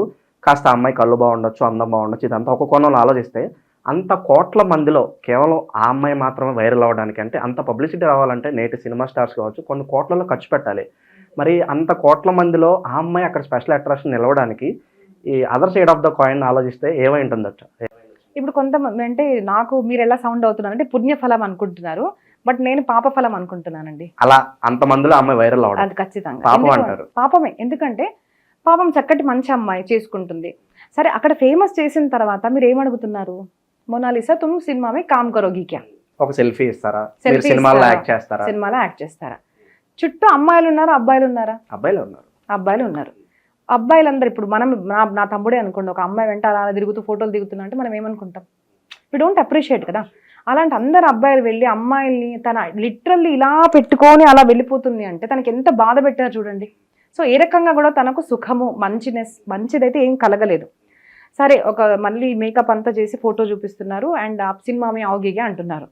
నేను ఎలా ఆలోచిస్తాను అంటే సినిమాలో వచ్చి ఏం చేస్తుందండి, సారీ టు సే నేను సినిమాలు చూస్తాను బట్ నేను ఒక హీరోయిన్గా అంటే నాకు నేను కొంతమంది ఏమంటారంటే ఆ అమ్మాయి ఆర్థిక స్థితి అంతంత మాత్రం కాబట్టి సినిమాలో యాక్ట్ చేస్తే ఆ అమ్మాయి వెల్తీ పరంగా కొంచెం డబ్బు సంపాదించుకుంటుంది, వాళ్ళ ఫ్యామిలీ కొంచెం కష్టానికి గట్టెక్కుదని చాలా మంది వాదన అంటారు. సో నేను అది చెప్తానండి, నా పర్సనల్ లైఫ్ నుంచి చెప్తే మీకు అర్థమవుతుంది. నేను 16 years ఉన్నప్పుడు నాకు సినిమాలో హీరోయిన్ చేయడానికి ఛాన్స్ వచ్చింది అనమాట. అంటే నేను చాలా ఉత్సాహంగా ఉన్నా బికాజ్ ఐ లవ్ యాక్టింగ్. నాకు యాక్టింగ్ అన్న పాట ఇప్పుడు కూడా ఇష్టం. నేను కూచిపూడి డాన్సర్ని. సో డాన్స్ చేయడం అన్నా ఐ థింక్ మన ఇండియాలో అందరికి ఉంటుంది ఎక్కడో యాక్టింగ్ సింగింగ్ రాని వాళ్ళు కూడా బాత్రూమ్ సింగర్స్ అన్నా ఉంటారు ఖచ్చితంగా. వాళ్ళు పెద్ద స్క్రీన్ మీద చూసుకోవడానికి ఇష్టపడుతూ ఉంటారు సమ్వేర్. అంత అది తెలియదు కానీ యాక్టింగ్ అంటే ఇష్టం ఉంటుంది మనకు, లోపల ఎక్కడో ఇష్టం ఉంటుంది. సో నేను చాలా సంతోషంగా ఉన్నప్పుడు అని. అయితే మా నాన్నగారు శ్రీశైలంలో జాబ్ చేసేవారు కదా, అక్కడ పెద్ద పెద్ద యాక్టర్స్ అందరు వీళ్ళందరూ వచ్చేవాళ్ళు, పెద్ద అంటే ఫేమస్. సో మా నాన్నగారు ఆవిడ పేరు చెప్పాను కానీ పెద్ద ఆవిడ. సో అక్కడికి వెళ్ళి అమ్మ ఇట్లా పాపకు ఛాన్స్ వచ్చింది అంటే పండిట్జీ ఆ గల్తీ సేబీ మత్ భేజియే, పిల్లకలు పంపించకండి, ఆడపిల్ల అంటే she will lose her character అని చెప్పారు. సో అప్పుడు నేను చాలా ఉత్సాహంగా ఉన్నా. తర్వాత నేను ఏం చేశానంటే నేను హీరోయిన్ అయితే నేను ఏం పని చేయాలి అన్న దృష్టికోణంతో మూవీస్ చూడడం స్టార్ట్ చేశాను. ఒక హీరోయిన్ ఒకతో భార్య లాగుంటుంది, ఒకరితో భార్య లాగుంటుంది, ఇంకొకరితో ఇంకో ఫుల్ మేళ నేను అది చేయగలుగుతానంటే ఊహించుకొని నాకు అంటే కాంట్ నాకు తెలిసి అంటే ఇప్పుడు ఎంతమందికి అది అర్థమవుతుందో నాకు తెలియదు. మా సంస్కారంలో అయితే సిగ్గు లజ్జ అనేది కొంత ఉంటాయి. ఇప్పుడు మా అక్కకు 15-20 years అయిన తర్వాత కూడా నేను మా అక్క మా బావగారిని చూసి సిగ్గుపడ్డం నేను చూశాను. అది మా సాంప్రదాయం. కొంతమందికి పెళ్ళం వాగానే కూడా సిగ్గు అనేది అనిపించదు. అది వాళ్ళ టీచింగ్స్ ఉండొచ్చు, వాళ్ళ మోరల్ వాల్యూస్ ఉండొచ్చు. బట్ అలాంటి సంస్కారంలో పుట్టిందని 10 మందితో తిరగడము అది నాకు నచ్చలేదు. సో ఐ ఫీల్ తను వెళ్ళినా కూడా ఏమవుతుంది, ఇప్పుడు చూస్తున్న హీరోయిన్స్ కూడా మీరు చూడండి, హీరోలు మొత్తం బట్టలు వేసుకుంటారు. ఏ హీరోయిన్ అయితే సౌత్లో ఖచ్చితంగా ఒక ప్రాస్టిట్యూట్ రోల్ చేస్తుందండి, ఖచ్చితంగా తనకు ఒక ప్రాస్టిట్యూట్ రోల్ ఇస్తారు అంటే అర్ధనగ్నంగా చూపిస్తారు. సెకండ్ థింగ్ ఈజ్ తను ఎంత ఎక్స్పోజ్ చేస్తే అంత హిట్ అవుతుంది. సెకండ్ థింగ్ తర్వాత అక్కడి నుంచి బాలీవుడ్లోకి వెళ్ళింది అనుకోండి, రీసెంట్గా కూడా ఒక అమ్మాయి నేను చెప్పని పేరు ఇక్కడి నుంచి అక్కడికి వెళ్ళింది, ఏం ఉద్ధరించిందండి, బట్టలు ఇప్పిస్తారు అమ్మాయిలతో అంతేగాని వాళ్ళు ఏం ఉద్ధారం అనేది చెందరు. సో మీ చరిత్ర పోయిన తర్వాత మీరు ఎంత సంపాదించినా ఏం లాభం, I feel that is my personal view. అది మిగతా కొంతమంది ఇష్టం, వాళ్ళు వెళ్తే వాళ్ళ ఇష్టం. బట్ నేను చదువుకున్న సిద్ధాంతంలో if character is lost everything is lost కదా. క్యారెక్టరే మార్చుకొని ఎంత సబ్బు సంపాదించినా ఏం లాభం అండి. మీకు నిజం అంటే నేను బతికి చెప్తున్నానండి, ఒక ఛానల్లో నాకు ఛాన్స్ వస్తే అమ్మ మీరు చూడడానికి బాగున్నారు, మాకు మీరు రెగ్యులర్గా కనిపించాలి అన్నారు మా ఛానల్లో వాళ్ళు అంటే ఐ సెడ్ నో, నా ఫేస్ని అమ్ముకొని డబ్బులు సంపాదించే నాకు ఇష్టం లేదండి. అలాగుంటే నేను చాలా మంది లాగా నేను నా పెదాలు నా ఫేస్ జూమ్ చేసి నేను అంతే. నేను చెప్పే పని ఏంటిదంటే ఆధ్యాత్మిక జ్ఞానము, బియాండ్ బాడీ అనేది మనం నా దగ్గరికి వచ్చిన వాళ్ళు బియాండ్ బాడీ ఆలోచించాలి. కాబట్టి అలాంటి జ్ఞానం పొందాలని కోరుకోవాలి కానీ ఆర్థికంగా డబ్బు సంపాదన లేకుంటే ఇంకా చాలా మంచి ఉన్నాయి కదండి. సో ఎందుకు మూవీలో వెళ్ళి why should she lose her character అని నాకు. సో తన్ని తప్పకుండా నెగిటివ్ వే మూవీస్లోకి వెళ్తే మాత్రం that is most bad time of her life అని నేను అనుకుంటాను. అఘోరాలు నాగసాధువులు అసలు వీళ్ళెవరు, జనారణ్యంలో అసలు వీళ్ళు తిరగరు కనపడరు. బట్ కుంభమేళ అనగానే వెంటనే అందరూ కూడా అక్కడ వచ్చి ప్రత్యక్షం అయిపోతున్నారు. అసలు వీళ్ళెవరు, వీళ్ళ జీవనశైలి ఎలా ఉంటుంది, వీళ్ళ ఆహార అలవాట్లు ఎలా ఉంటుంది, కొంచెం వీళ్ళ గురించి కాస్త వివరించండి. మీరు కనుక ఫస్ట్ వీడియో వచ్చింది చూడండి కుంభమేళ అనగానే అలా చూస్తాంగానే నాకు అసలు రోమాంచాలు వచ్చేసండి. సమ్ lakhs ఆఫ్ పీపుల్ అట్లా ఇట్లా అంటే ఒక నదిలాగా, ఇప్పుడు మనకు సునామీ వస్తే ఎలా వచ్చింది, ఒక వేవ్ లాగా వచ్చింది చూడండి, అలాగా వేవ్ లాగా ఎక్కడి నుంచి వస్తున్నారు అసలు వీళ్ళంతా నాకు అనిపించింది ఆ రోజు ఆ వీడియో చూడంగానే. నేను ఆ వీడియో దాదాపు 30-40 days రోజు పెట్టుకొని చూసేదాన్ని, అసలు వీళ్ళు ఎక్కడి నుంచి వస్తున్నారు అంతే కదండి. సో ఇది అఘోర సాధన అన్నది మన దగ్గర ఉందండి. సో మన దగ్గర వివిధ సాధనలు ఉంటాయి. ఇప్పుడు సింపుల్ బేసిక్స్ ఉపవాసమే మనం చేయని వాళ్లకు అఘోర తత్వం అర్థం అవ్వాలంటే చాలా కష్టం. కొంతమంది అక్కడికి వెళ్ళి మోస్ట్లీ ఎవ్రీ టైం కుంభమేళ తర్వాత ఏం చేస్తారు అంటే వాళ్ళు గుప్తాంగాలు చూడడము, మోస్ట్లీ వాళ్ళని చూడడానికే వెళ్తారు. వాళ్ళు అలా చేశారు, వీళ్ళు ఇలా చేశారు, తాగుతున్నారు చూడండి, వాళ్ళే తాగుతారు అంటారు. లెట్ మీ టెల్ యూ అండి, ఫస్ట్ థింగ్ ఈజ్ ఇక్కడ మనము దుప్పట ఇవన్నీ వేసుకుంటే కూడా మనకు చలేస్తుంది. అక్కడికి వెళ్తే చూడండి మనం అసలు మైనస్లో ఉండి ఎంత మంది అసలు చాలా మనం తట్టుకోలేకపోతున్నాం. అంటే అన్ని వేసుకొని కూడా మనకు స్వెటర్ దుప్పట అన్ని వేసుకొని చలి వేస్తుంది. వారు నిర్వస్త్రంగా ఎలా ఉంటున్నారు, థింక్ అబౌట్ ఇట్. మనం వాళ్ళ సాధన అనేది చూడాలి. మనకు ఇంత చలి వేస్తుంటే ఇంత లక్షల మంది ఏం చేస్తున్నారు that they are able to control, అంత చలిని ఎలా కంట్రోల్ చేసుకోగలుగుతున్నారు అన్న దృష్టికోణం ఎందుకు రాదు? మనలాంటి సాధారణ జనాలు వస్త్రం లేకుండా బయటికి తిరగలేము. అలాంటి వాళ్ళు అలాగా ఉన్నా కూడా వాళ్ళకు దేహాతీత అవస్థ అండి, దట్ ఈస్ కాల్డ్ అస్ దేహాతీత అవస్థ, వాళ్ళు విదేహ అవస్థ అంటారు. అలాంటి అవస్థకు వాళ్ళు ఎలా చేరుకున్నారు? మనం ఎప్పుడు కూడా సో కాన్షియస్ అండి, నిజంగా చెప్పాలి అంటే దగ్గనంగా వెళ్ళే వాళ్ళు కూడా కొంతమంది ఉన్నారు. ఎలాగా అంటే ఇప్పుడు సినిమాల్లో కూడా కొంతమంది నాకు న్యూడ్ ఫోటో షూట్ చేస్తున్నారు, మగవాళ్ళు ఆడవాళ్ళు. So that is not Naga, ఒకటి అర్థం చేసుకోండి. మనం కొంచెం బయటికి వెళ్ళాం అంటే 10 సార్లు ఇలా చూసుకుంటాం, కరెక్ట్ ఉందా, ఇటు చూసుకుంటాం, ఇలా చూసుకుంటాం, వెనక ముందు చూసుకొని వెళ్తాం. వాళ్ళు ఎలా ఉంటారండి? పై నుంచి కింది దాకా కూడా నథింగ్ ఈజ్ క్లీన్.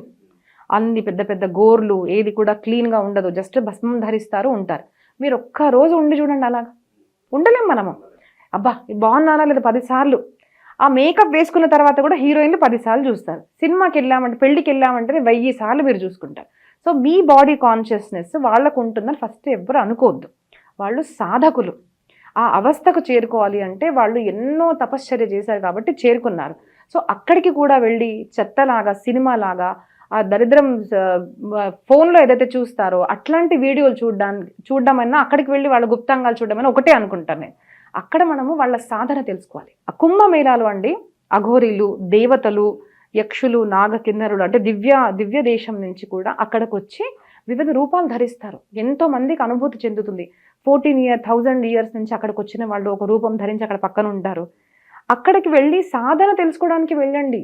దేహాతీత అవస్థ పోవడానికి ఒక గురువుని వెతకడానికి మీరు వెళ్ళండి. కానీ అక్కడ వెళ్ళి కూడా ఒక అమ్మాయి దేహాన్ని చూడము, వాళ్ళ దేహాన్ని చూడడం ఏం చేస్తున్నారు మీరు? ఎందుకు వెళ్తున్నారు అక్కడ? మోరోవర్ వాళ్ళకి బ్యాడ్ నేమ్ కూడా తీసుకొస్తున్నారు. అఘోరి అని చెప్పి ఫేక్ గా బయటకు వచ్చేసి వేషాలు వేసుకుని, సో నిజంగా వీళ్ళు ఇలాగ ఉంటారేమో అనే భావాన్ని తీసుకొచ్చి వాళ్ళకి బ్యాడ్ నేమ్ కూడా తీసుకొస్తారు. సో అలా చేసుకొస్తున్నారు. తర్వాత ఒకరు వెళ్ళారండి, అక్కడికి వెళ్ళి ఉన్నారంటే వాళ్ళందరూ అది తాగుతున్నారు, చేస్తున్నారు అంటారు. సో నాకు ఒక మాట చెప్పండి, మీరు ఎక్కడన్నా అఘోరిని హాస్పిటలైజ్ అవ్వడం చూసారా? ఎవరు చూడలేదు మనము. బికాస్ వాళ్ళు ఏదన్నా తాగిన తర్వాత దాంట్లో నుంచి ఏమంటారు స్మోక్ వస్తుంది అంటే అది అన్ని అడిక్షన్స్ అనుకోవద్దు మీరు. మేబీ అక్కడ చలికి తట్టుకోలేక వాళ్ళు తీసుకున్నారు. చలికి తట్టుకోలేక వాళ్ళు తీసుకునే వనస్పతులు, సింపుల్ థింగ్ ఒకటి మాట చెప్పాలనుకోండి, ఒక నీళ్ళని నేను వేడి చేశాను, దాంట్లో నుంచి ఆవిరి వస్తుంటే నేను పడతాను. ఇప్పుడు నేను ఇలా చేస్తుంటే అక్కడి నుంచి ఆవిరి పడుతున్నాను అనుకోండి, అది స్మోక్లో వేలోనే కదా నేను తీసుకున్నది. ఎందుకంటే చలిని ఆపేది ఆ వాటర్ నుంచి నేను స్మోక్గా చేశాను, అంటే హీట్ కంటెంట్ అని దాన్ని ఇచ్చాను. అలాగే వనస్పతుల్ని కూడా ఒక రూపంలో ధరిస్తే అక్కడ నాకు తట్టుకునే శక్తి వస్తుంది కాబట్టి ధరిస్తున్నారు. మీకు ఎవరు చెప్పారు జస్ట్ బికాజ్ స్మోక్ బయటకు వస్తుంది అనేది సిగరెట్ అని ఎవరు చెప్పారు మీకు? ఎక్కడన్నా అడ్మిట్ అవ్వడం చూసారా వాళ్ళు? ఎలా ఉంటారు, ఎక్కడ ఉంటారు? కుంభమేళా అనగానే బయటికి 4 lakhs పీపుల్, నాట్ ఒకరిద్దరు కాదు కదండి. ఎలా వస్తున్నారు, ఏం సాధన చేస్తున్నారు? చాలా మందికి తెలియదండి. మన భారతదేశంలో ఎలాంటి వనస్పతులు ఉన్నాయంటే అవి తిన్నాము అంటే మనకు ఎంతో కాలం వరకు ఆకలియదు. వాళ్ళు ఎలాగా అప్పుడు ఇక్కడ చూసారండి, హోటల్ ఉందా? బద్రీ, కేదార్కి వెళ్తే మీకు అర్థమవుతుంది. ఫుడ్ లేదు, దానికన్నా బియాండ్ వాళ్ళు హిమాలయాస్లో ఉంటారు. ఫుడ్ లేదు. మనము ఒక రోజుకి ఎన్నిసార్లు తింటారు? దాదాపు 5, 6, 8 సార్లు తినే వాళ్ళు కూడా ఉంటారు. మనకు బ్రెడ్ ఉండాలి, మన పకోడాలు ఉండాలి, ఇవన్నీ ఉండాలి. అక్కడ ఏమీ ఉండవు. ఏం తిని బతుకుతారు వాళ్ళు? So there are so many వనస్పతీస్. అవి తీసుకున్న తర్వాత వాళ్ళకి ఆకలి కూడా వెయ్యదు. మేడం అమ్మ, వాళ్ళు చాలా సంవత్సరాలు ఘోర తపస్సులో ఉంటారు, తపశ్చర్య చేస్తారు. వాళ్ళకి దేవుడు ప్రత్యక్షం అవుతాడు. వాళ్ళ ఎండ్ గోల్ ఏంటంటారు? ఆ సాధన. ఇంకో సాధన వాళ్ళు చేస్తారండి, పంచాగ్ని సాధన. కొంతమంది ఇప్పుడు చూడండి కరెక్ట్గా ఉల్టా ఉంటారు. ఇప్పుడు మీరు చూస్తుంటారు, ఇలా మీరు పెట్టండి 10 నిమిషాలు, అమ్మ చప్పట్లు కొట్టండి అనగానే కూడా ఇట్లా కొడుతుంటారు మెల్లగా. చాలా సంవత్సరాల నుంచి ఒంటి చేయాల పైకి నించొని ఉండడం, కేవలం టీ మాత్రమే తాగుతూ నివసిస్తున్న వాళ్ళు. ఫస్ట్ థింగ్ ఈజ్ వాళ్ళ బాడీ కాన్షియస్ వదిలేసి అందం అనే చూడకుండా జటాజూటం ధరించి, గోల్డ్ అంత పెద్దగా ఏమీ లేదు, వస్త్రం లేదు, ఒక దీని మీద ఉంటారు, చలిని తట్టుకుంటున్నారు. వాళ్ళు ఏం తింటారు? అది ఎప్పుడన్నా గమనించారా? ఆ సాధన తత్వం తెలుసుకున్నారా? జస్ట్ బికాస్ స్మోక్ వస్తుందనంటే దాన్ని గాంజా అనడము, దాని గురించి ప్రచారం చేయడము. సింపుల్ థింగ్ అండి. నాకు గాంజా తాగాలనిపిస్తే ఏం చేస్తామంటే మనం ప్రమాణాలు వెతుకుతాం అనమాట. వాళ్ళు తాగట్లేదా? శివుడు తాగడం లేదా? ఇప్పుడు శివుడు తాగుతున్నాడు, మేము తాగుతాం అంటారు. ఇప్పుడు కృష్ణుడు ఎంతమందిని పెళ్లి చేసుకున్నారు అని అంటారు కొంతమంది. అంటే దేవుళ్ళ నుంచి కూడా పరమార్థం తత్వం తెలుసుకోకుండా ఇట్లాంటివన్నీ just because I want to have more girl friends ఇవి నేర్చుకుంటున్నారు. మరి కృష్ణుడు భగవద్గీతలో చెప్పింది యుక్తాహార విహారస్య యుక్త చేష్టస్య కర్మసు, ఇవన్నీ ఎందుకు నేర్చుకోవడం లేదు? మనం మంచి నేర్చుకోవాలి అంటే మంచి నేర్చుకోవచ్చు, చెడుగా చూడాలి అంటే మంచి చేసే వాళ్ళలో నుంచి కూడా మనము చెడువే చూస్తామన్నమాట. సో మనం చేయలేని సాధన వాళ్ళు ఘోర సాధన చేస్తారు. పంచాగ్ని అంటే ఏంటిది? మనం కొంచెం వేడిగా ఉంటే ఇప్పుడే నేనే కొంచెం వేడిగా ఉంటే ఏసీ నేను స్టార్ట్ చేశాను ఏసీ పెట్టుకోవడం, తట్టుకోలేం. వాళ్ళు పైన కింద చుట్టూ కూడా అగ్నిలో కూర్చొని తపశ్చర్య చేస్తారు. Can you do? చేయలేము. మరి మనం చిన్న చిన్న కూడా తట్టుకోలేకుండా అక్కడికి వెళ్ళి వాళ్ళలో చూసింది చూడకుండా కూడా ఏది తెలుసుకోవాలో అవి తెలుసుకోకుండా మన దేహ బుద్ధితో చర్మ చక్షులతో మనం వాళ్ళని చూస్తున్నాం కదా, అలాంటి వాళ్ళకి ఎప్పుడు కూడా వాళ్ళ తత్వం అనేది అర్థం కాదండి. It needs to be experienced. అది చెప్తే కూడా రాదు. ఆ సాధన సాధకులకు మాత్రమే సాధకులు అర్థమవుతారు. ఎవరైతే బోగస్గా ఉంటారో వాళ్ళకందరూ కూడా బోగస్గా కనిపిస్తారు. ఉదాహరణకి ఎవరు ఈయన దుర్యోధనుడు మంచివాడు ఎవరు అంటే అందరు చెడ్డవాళ్ళకి కనిపించారంట. ధర్మరాజుకు అందరు మంచివారు కనిపించారు. ఎందుకు అలాగా? మనం మంచిగా ఉంటే అందరు మంచిగా కనిపిస్తారు, మనం చెడ్డగా ఉంటే అందరు ఎక్కడ చూసినా కూడా దుర్వాసనే కనిపిస్తుంది మనకు. అఘోరాలు, నాగసాధువులు వీళ్ళిద్దరికి ఏదైనా వ్యత్యాసం ఉంటుందా? అలాగే మార్నింగ్ నుంచి ఈవినింగ్ వరకు వీళ్ళు ఏం చేస్తారంటే ఏం చెప్తారు మేడం? వాళ్ళు అఖండంగా కూడా సాధనలో ఉంటారండి. ప్రతి ఇంద్రియ అంటే అందరికీ కూడా ఇప్పుడు భక్తి అనేసరికి కూడా ఒక్కొక్క లెవెల్ ఆఫ్ సాధన ఉంటుంది. ఏ లెవెల్ ఆఫ్ సాధన ఎవరు చేస్తున్నారు అంటే మనం చెప్పలేము. కానీ వీళ్ళందరూ కూడా శివభక్తులు. దేహాతీత అవస్థ పొందడానికి వాళ్ళు గురు పరంపర చెప్పిన విధానంలో వాళ్ళు సాధన చేస్తున్నారు. ఖచ్చితంగా ఉంటారండి. మన దగ్గర గురువు శిష్య సాంప్రదాయం కంపల్సరీ. గురువులు కంపల్సరీ ఉండాలి. గురువు లేనిది సింపుల్. గురువు లేనిది మీరు బాడీ ట్రైనింగ్ తీసుకోలేరు. గురువు లేనిది మీరు ఒక బ్యూటీషియన్ ట్రైనింగ్ తీసుకోలేరు. గురువు లేనిది ఐ డోంట్ థింక్ మీరు ఇవి ఓన్ గా నేర్చుకున్నారు. ఖచ్చితంగా అట్లీస్ట్ మంచి దగ్గరికి వెళ్ళకుండా యూట్యూబ్ ద్వారా నేర్చుకున్నారు. So we all have some guru లేకుండా ఎవరే సాధన చేయలేరు. వాళ్ళ గురువులు ఉంటారు. దానికి ఒక గ్రూప్స్ కి కూడా అధిపతులు అనేది ఉంటారు అన్నమాట వాళ్ళు. అలాగే చాలా మంది బాబాస్ చూసాం మొన్న కుంభమేళలో. ఐఐటి బాబా అంటే బాగా చదువుకున్న వాళ్ళు, చాలా జ్ఞానంతో ఉన్న వాళ్ళు ఇలా సాధువులుగా మారుతున్నారు. అంటే దేశానికి సేవ చేయాల్సిన వాళ్ళు ఇలా స్పిరిచువల్ మార్గాలు వెళ్ళిపోతున్నారు. అంటే ప్రధాన కారణాలు ఏమనుకోవచ్చు మేడం? నేటి సమాజంలో ఉన్న కుళ్ళు కుతంత్రాలు చూడలేక వైరాగ్యం చెంది అటువైపు వెళ్ళిపోతున్నారా? లేదంటే భక్తి మార్గంలో నడవాలని వాళ్ళు అనుకుని వెళ్ళిపోతున్నారా? కారణం ఏం చెప్తారు దీనికి? సో మీరు చెప్పిన దాంట్లో 2-3 క్వశ్చన్స్ ఉన్నాయండి. ఫస్ట్ థింగ్ ఈజ్ చదువుకున్న వాళ్ళు దేశానికి సేవ చేయాలి అన్నారు.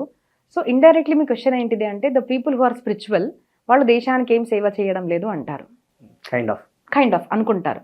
చాలా మంది కూడా సాధువులు, బాబాలు, ప్రవక్తలు మాకు చాలా మంది నిందించే వాళ్ళు కూడా ఎలా ఉంటారు అంటే how are you useful to society? మీరు ఏం ప్రొడక్టివిటీ ఉండదు, కూర్చొని ఉంటారు, మీరు అడుగుతారు. అంటే మేము దానం డొనేషన్స్ కూడా అడుగుతాం కదా, సో అడుక్కొని తీసుకుంటున్నారు అన్నట్టు ఉంటారు అనమాట. మా ద్వారా ఏదైనా చిన్న తప్పు జరిగినా కూడా మొత్తం సమాజం అంటే మా మీద లేసి తప్పు చేశారు, డొనేషన్స్ అడుగుతారు, మా దాని మీద బతుకుతారు. మాకు లైఫ్ ఎలా ఉంటుందంటే ఇప్పుడు మీరు ఒక 50 lakhs కార్ పంపించారనుకోండి, మేము దాంట్లో కూర్చుంటాం.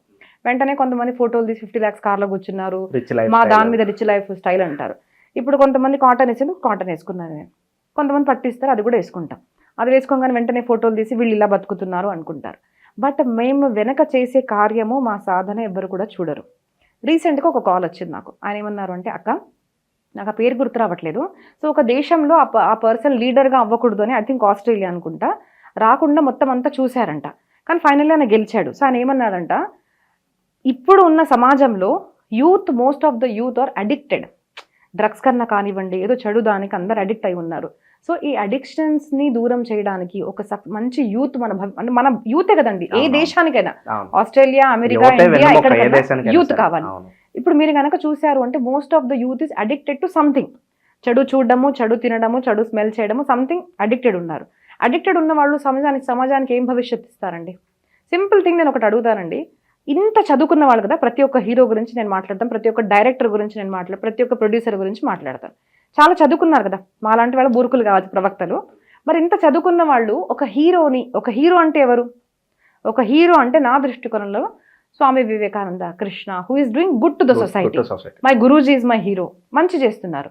వాళ్ళ వల్ల మాకు ఒక మంచి మార్గదర్శనం దొరుకుతుంది. మేము ప్రాబ్లమ్స్లో ఉన్నప్పుడు సూసైడ్ చేసుకోకుండా లైఫ్లో ఫియర్స్ని మేము ఎలా ఫేస్ చేసుకోవాలో తెలుసుకుంటున్నాం. అలాంటి హీరోస్ వల్ల నేను అనుకుంటాను. మీరు ఎవరినైతే హీరోస్ అనుకుంటున్నారో సమాజం, సో అలాంటి వాళ్ళు హీరో ఎలా చూపిస్తున్నారండి? వాళ్ళ ఎంట్రీ ఎలా ఉంటుందంటే ఇట్లా చేసుకుంటూ వాళ్ళు ఒక సిగరెట్ తాగుతూ ఇట్లా 10 మందిని కొట్టుకుంటూ వాళ్ళు ఇలా ఆగిరారు అనగానే వీళ్ళు ఇట్లా కాలు పెట్టేసి ఒక హీరో అనమాట. హీరోయిన్ ఎంట్రన్స్ ఎట్లుంటుందంటే అర్ధనగ్నంగా ఉన్న అమ్మాయిని చూశాడు, బాగా తన పెదాలు, తన కళ్ళు ఇంకేమో చూపిస్తే బాగా ఇంప్రెస్ అయ్యాడు, తన హీరోయిన్. చూడంగానే ఒక అమ్మాయి తన బాడీని చూసి నచ్చిన అమ్మాయి ఈజ్ హీరోయిన్. తాగుతున్నవాడు కింద మాత్రం చిన్న లైన్ ఇస్తారనమాట, drinking is injurious to health, smoking is injurious to health.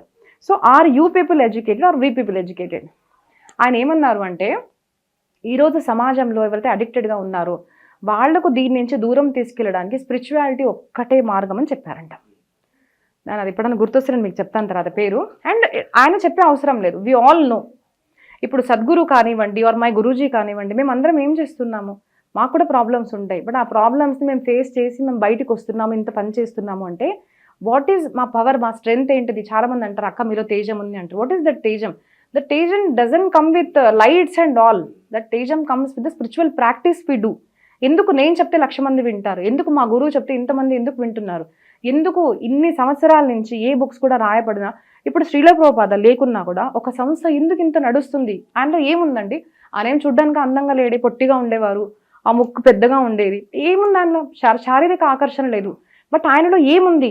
That ఆయన మాటలు విని ఇప్పటికీ 1,00,000 మంది జనాలు, కోట్ల మంది జనాలు, ఎవరికైతే అన్ని అంటే శారీరక తృప్తి ఉంది, తినడానికి అన్నీ ఉన్న అమెరికా దేశాల్లో కూడా అన్నీ వదిలేసుకొని ఎందుకు భక్తి హరే కృష్ణ అంటున్నారు?